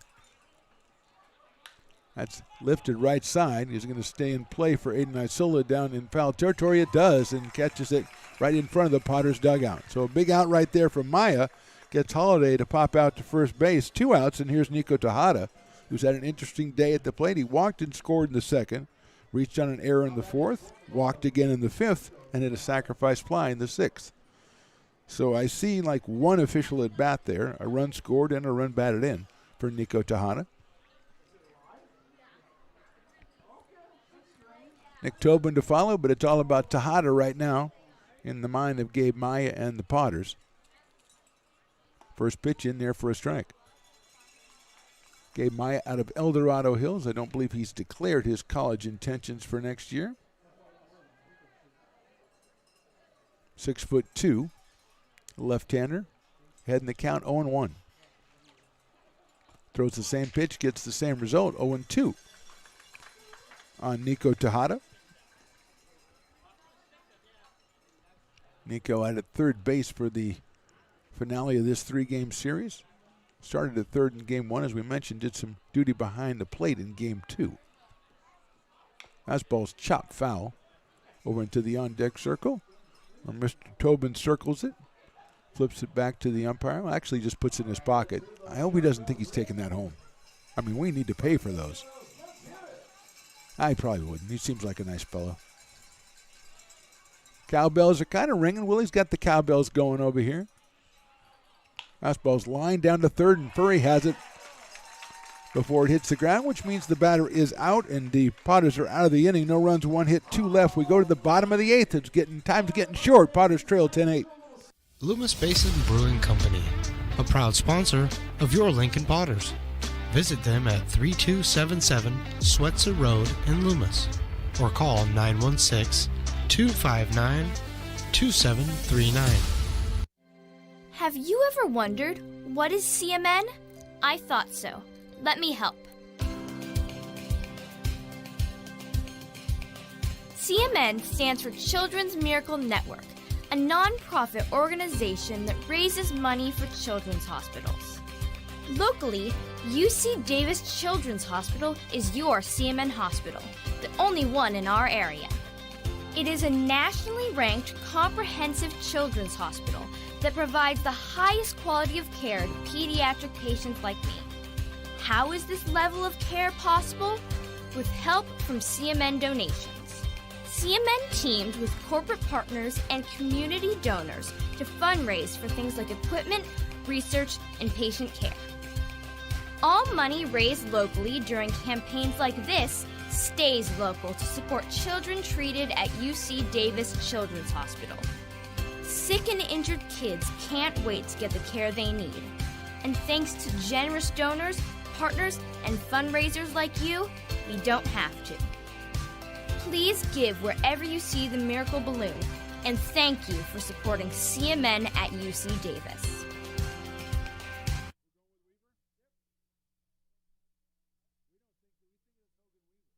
Lincoln Potters Baseball. Come on out and join in the fun. Bottom of the 8th, Hogan Weaver coming in on the mound for the Knicks. At least I think it's Hogan Weaver. It says 42. That's Tanner Ivey, but that's Hogan Weaver pitched the other day, and that looks like him to me. Is anybody going to back me up on this? I hope somebody does. Cade Sanchez is the batter, and I know that for a fact, okay? First pitch is in there with a fastball. No balls and 1 strike.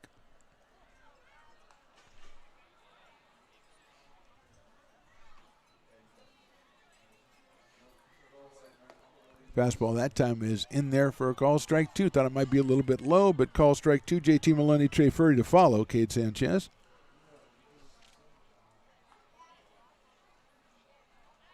Sanchez faced Weaver the other night. Got himself a base hit, but he's behind 0-2 right now. Did he go? No, he did not. They asked the first base umpire. Quickly signals no. 1 ball and 2 strikes on Cade Sanchez. Logan Bell working out in the Potters bullpen. His dad came up and said hi today. It was good to see him. Seems like a very nice guy. That's grounded down the left of second base into right field for a base hit. I'll tell you, Cade Sanchez just reached out and put his bat out and hit that one into right field perfectly between the first and second baseman. Sanchez with his first hit of the day, his 5th of the series. He's down at first base, and here's JT Maloney. Hit number 12 for the Potters. And here's JT Maloney. Lined out to the pitcher, fly to right, struck out, and was hit by a pitch. So 0 for 3 for JT in this one.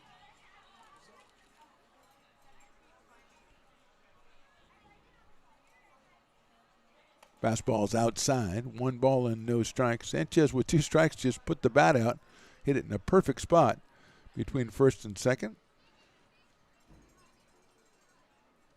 Cooper Callison tried to get over and get it, but no chance.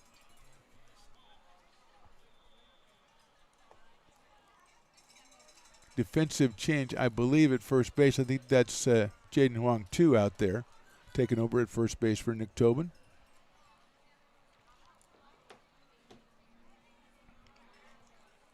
I'll tell you, the Knicks get everybody in every game. You got to like that. That's hit high up in the air down the right field line. Giving chase is Loveless into foul territory in the bullpen, and he lets it drop for a long foul ball. That is Huang 2 out there at first base, and Loveless, who came on to bat for Eli Hancock, is out in right field. Maloney now 2 balls and 1 strike.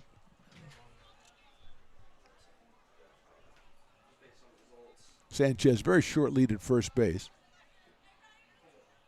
But the throw over there anyway, and Weaver throws about 94 to first base because he gets over there in a hurry.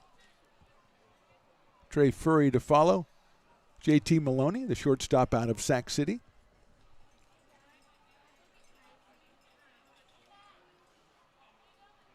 Weaver's pitch is high for a ball.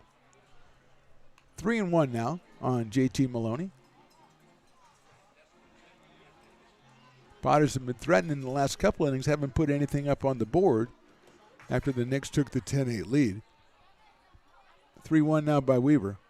That's hit sharply back at Weaver. What a play. He stabs and throws it to second for one, back over to first, and it gets past the first baseman and going all the way down second. The ball's backed up by the catcher who throws it over the second baseman's head, and moving all the way to second is Maloney.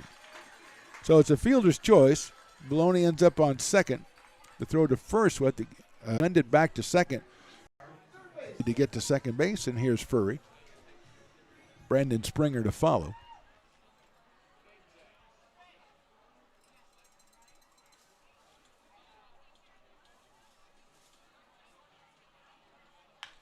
Fly ball right field. Going back is Lovelace.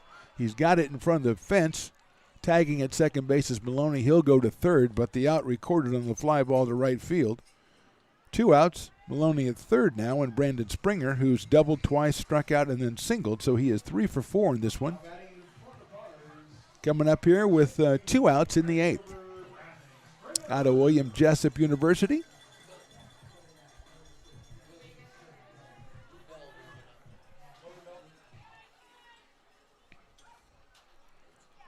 So Weaver with the runner at third now, but 2 outs. Springer swings and misses on a fastball. 0-1 on Brandon. Doubled in a run in the second, doubled and scored in the fourth, struck out in the fifth, and then singled in the sixth. Got 5 hits over the weekend for the Potters. Off-speed pitch is fouled out of play to the right. So quickly 0-2 on Brandon Springer.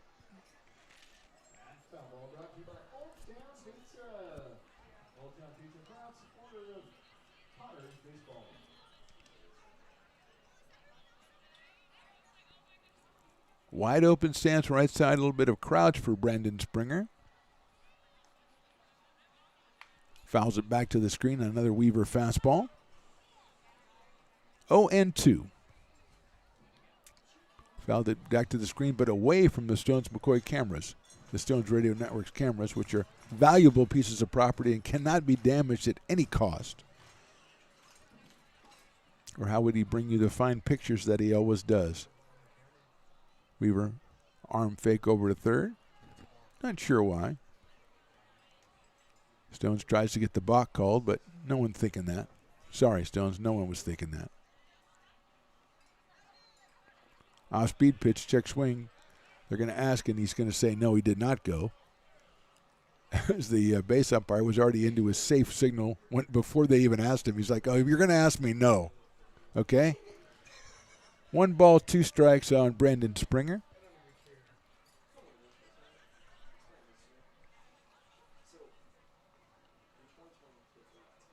That's outside. Nice play by John Holtz, the catcher. That could have easily got past him and perhaps allowed Maloney to score, but he snags it and evens the count at 2-2. Jarrett Curtis on deck, number 7 hitter.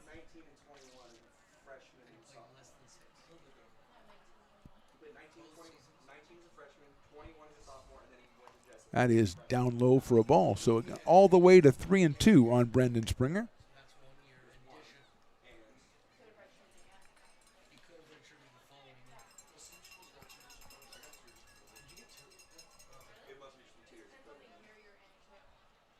Three balls, 2 strikes.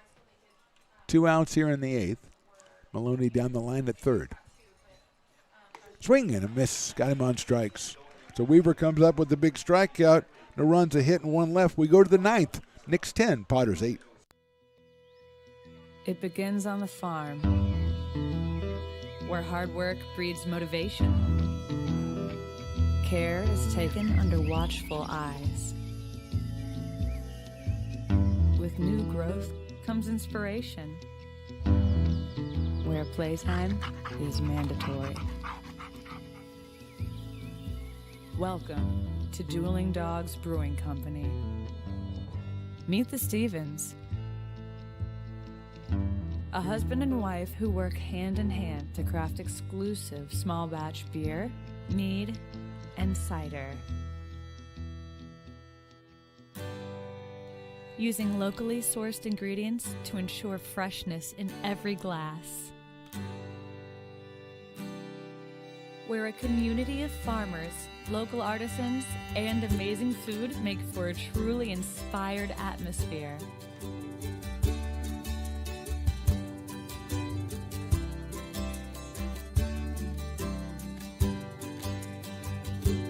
At the end of the day, we know the value of hard work. The families it unites, it's in the pride we take, the stories we tell, and the best friends who are cherished. Dueling Dogs Brewing Company.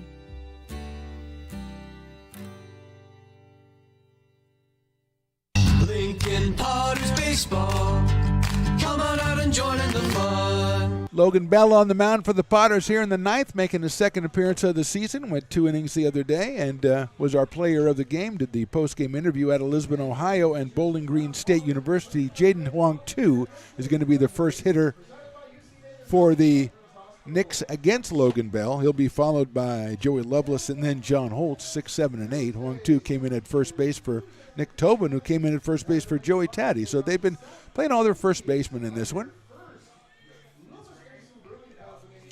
Once again, we want to wish the best of luck over the season to the Novato Knicks. Ryan Cooney, the manager, was up here before the game, and he seems to have a really good idea on what he wants to do with the franchise, the organization, and they are headed in the right direction. He just tries to find them quality teams to play against that makes them better. So Jaden Huang Tu is going to be the first hitter.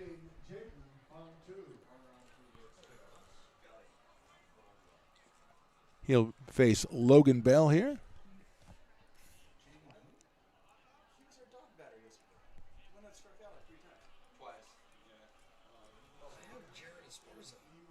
There's a strike on the outside corner.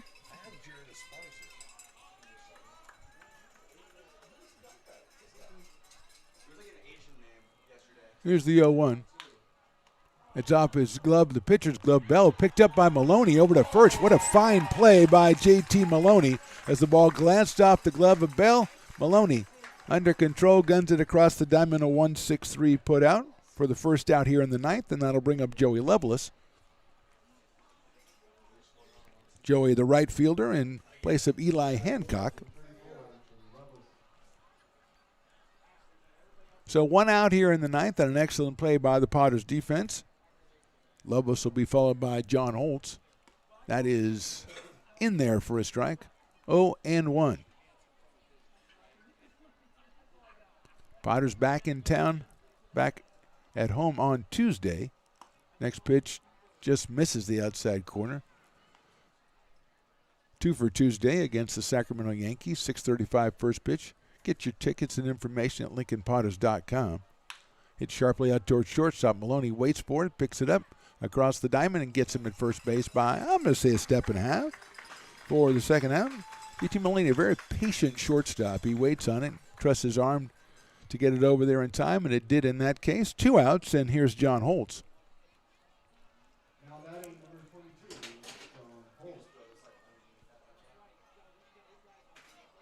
Now it looks like John Holtz had a talk with the number 34. No, it is John Holtz. He emerged from the dugout like he was surprised that he was up. And since he's been playing the whole game and was batting in the same spot, you'd think he would know. But John has been very productive today. Sacrifice fly in the second. RBI ground out in the fifth. Takes that one high for a ball, 1-0. And tagged out a runner at home plate. A key run for the Potters back in the 6th inning. So he's been quite busy behind home plate and at the plate today. That is on the outside corner for a strike. And Jones, I think that's our first canine. We got a little dog walking there. Usually you don't see a lot of them. We saw a lot of them out at AR. Oh, that's a tremendous-looking dog, too. Breaking ball in there for a strike. I mean, if that's going to be the first dog we see, that's a good one for number one. Yeah. Oh, okay. Well, Tom, yeah. Parking lot Potters get to do whatever they want. It's not really. I mean, I'm sure he's got his own ticket. He's got his own bar stool out at Brick and Barrel. Swing and a miss. He got him on strikes. Good inning for Logan Bell and the Potters, but they're going to need the offense to come through as we move to the bottom of the ninth. The Knicks 10, Potters 8.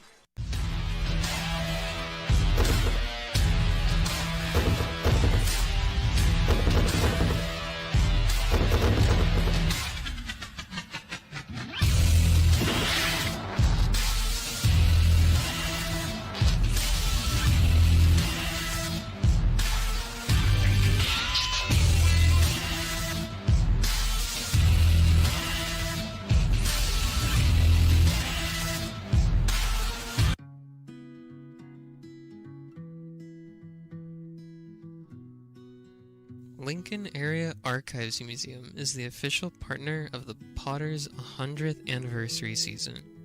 The museum is located just around the corner in Bierman Plaza in the center of the Old Historic District. Plan your visit and learn about early Lincoln history. The mouth-watering Big Mac with a savory Filet-O-Fish and a tasty McChicken. My goodness, that looks good.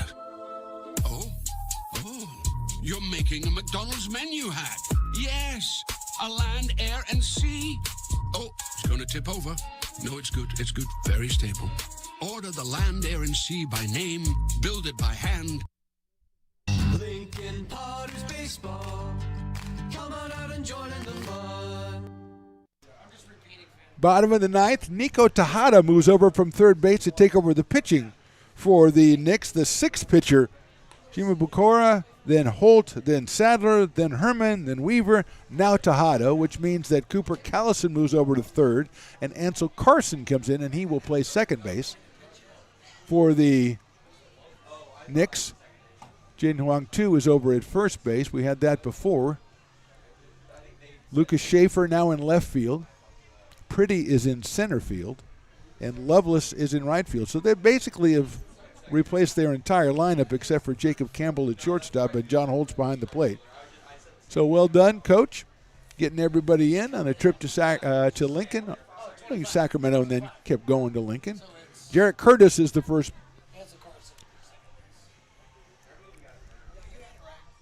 Jarrett Curtis will be the first hitter. He's grounded out, singled, walked, and flied out. He hit the line drive to left field back in the sixth inning. Hit the ball well, but was retired. So here's Curtis out of Cypress, Texas, and Texas Tech University making his debut as a Potter. And it'd be nice to, start a game-winning rally in your debut. I'm just saying. Not saying, but I'm just saying. Against Nico Tejada. He shows bunt, bunts it down the first base line. Tejada is off the mound fast, gets it there, and gets him by half a step. So probably not the best time to bunt it to a pitcher who's also a third baseman. And Curtis is retired. Nice bunt he put down, but just a little bit too close to the pitcher's mound, and Tejada was off quickly to get the first out, and that'll bring up Zach Malone. So Tejada has played third, he's caught, and he's pitched in this series. And here's Malone. Zach has flied to left, walked, hit a sacrifice fly, and then flied to left again. So he's flied to left 3 times. Takes a fastball right down the middle for a strike.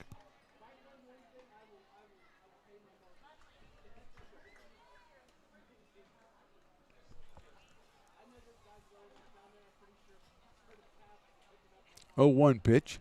Malone check swing. Did he go? I don't know. Asked the umpire. He said no, he did not. 1-1. Shimabukuro started the game for the Knights. Then Holt, Sadler, Herman, Weaver, and now Tejada. So pitcher number 6 for Coach Ryan. Malone lines that one solidly into left center field for a base hit. Rounds first, but his run not that important until we get to the second one. But Zach had to have a base runner, and he came through. Another hit for the Potters. 13 hits for the Potters, 28 hits in the last 2 days. Here's Landon Weiss, the catcher. He has singled, had a squeeze bunt sacrifice, walked and singled again. So 2 for 2. 2 runs scored and 1 run driven in for Landon Weiss. Malone at first base, 1 out now. Weiss takes high and inside for a ball. Top of the order, that means Aiden Isola is on deck. Throw back over to first base and back in is Zach Malone.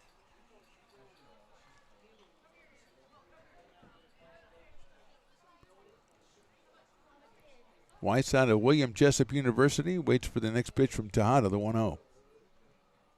Hits it sharply down into the hundreds of people in front of the dugout of the Knicks, and hopefully nobody was injured because that one was hit really well by Landon Weiss.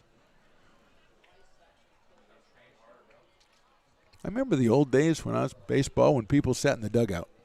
I don't know. Maybe that's just, I guess you got to evolve, I guess, but that was the old days. 1-1. Inside for a ball, 2-1. His umpire, sometimes when he moves back from the pitch, his move back is the same as his move back when he's going to signal a strike. And so you got to kind of really read the nuances here. Decent lead at first by Malone. Weiss pops it up out of play. So 2 balls and 2 strikes now on Landon Weiss.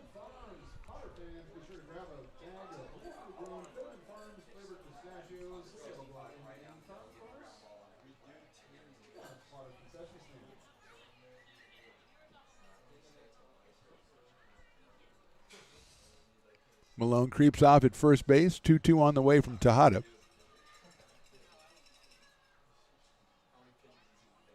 Outside, Malone caught off first. He gets back and the throw a little bit too late.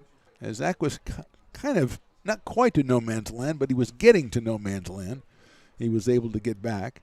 Full count now on Landon Weiss. 1 out here in the 9th. Knicks have used the big inning to grab the 10-8 lead.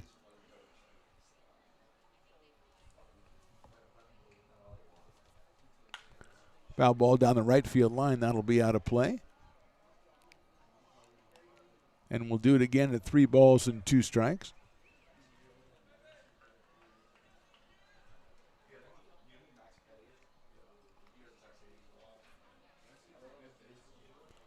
Three and 2.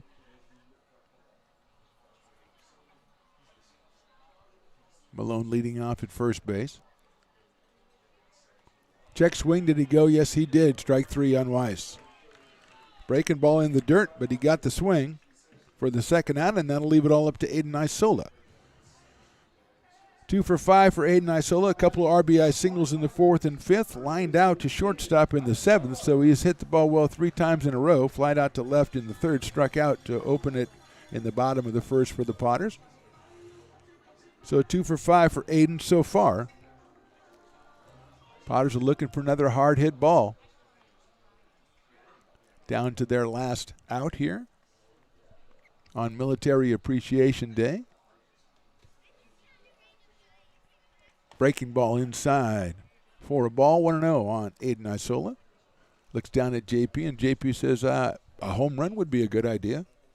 That's why he's a manager. That's why he stepped up to be a manager, because he comes up with those things.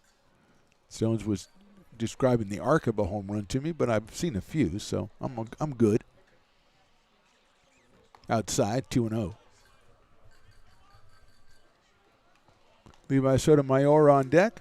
A couple hits for Levi as well today. He is 2 for 5 with 2 runs batted in.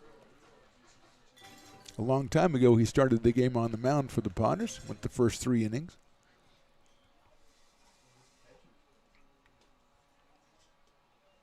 .2-0 pitch coming up. Outside, ball 3. Isola looks down at JP, and JP, this being summer, I'm sure he says, hey, if you like it, hit it.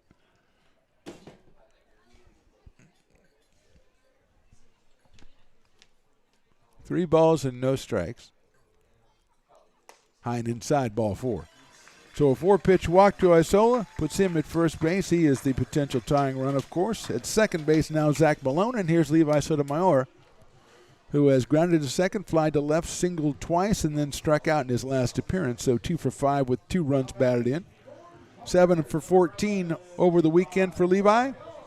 2 runs scored, 2 runs batted in. Malone at second, Isola at first. Aiden didn't really get anything good to hit.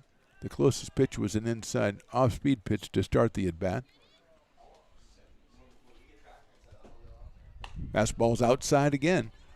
1 ball and no strikes. No activity in the bullpen for the Knicks, so presumably this is Tejada's inning.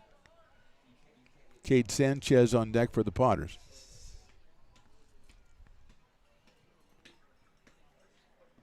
That's fouled out of play. Evens the count up at 1. Go to Mayor out of Sac City College, along with Isola. JT Maloney as well.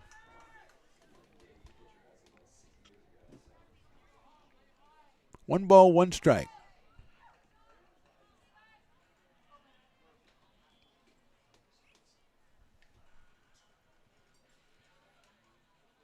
Swing and a miss on an off-speed pitch.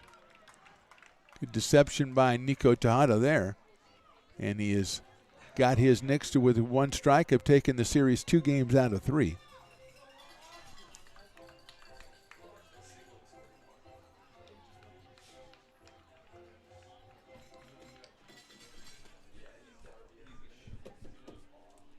Check of the runner at second base. Here's the 1-2.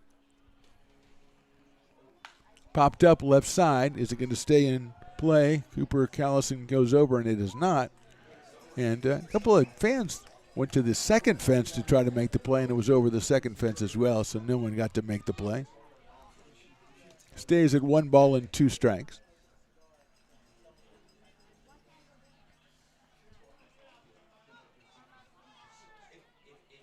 Malone at second, Isola at first. Outside for a ball, gets away a little bit on Holtz, but nobody moving on the Potters. Don't want to make the last out on the bases when you're down 2 runs. So it's a 2-2 count on Levi Sotomayor.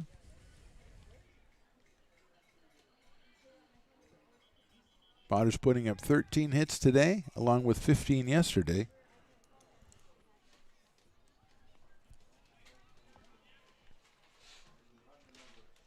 Two coming from Tejada.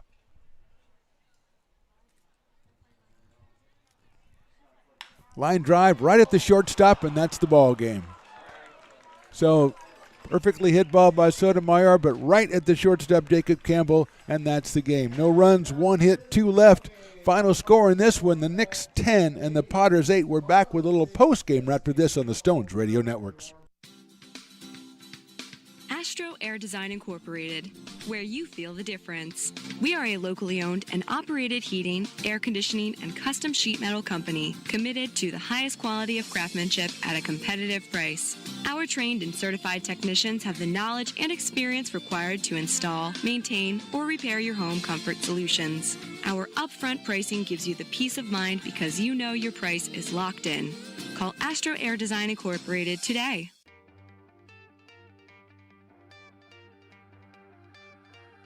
Gooseport Public House.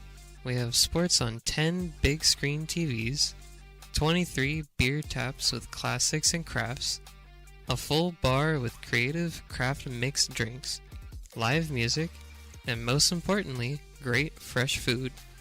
In downtown Roseville off Vernon Street, only 15 minutes from the ballpark. See ya at Gooseport.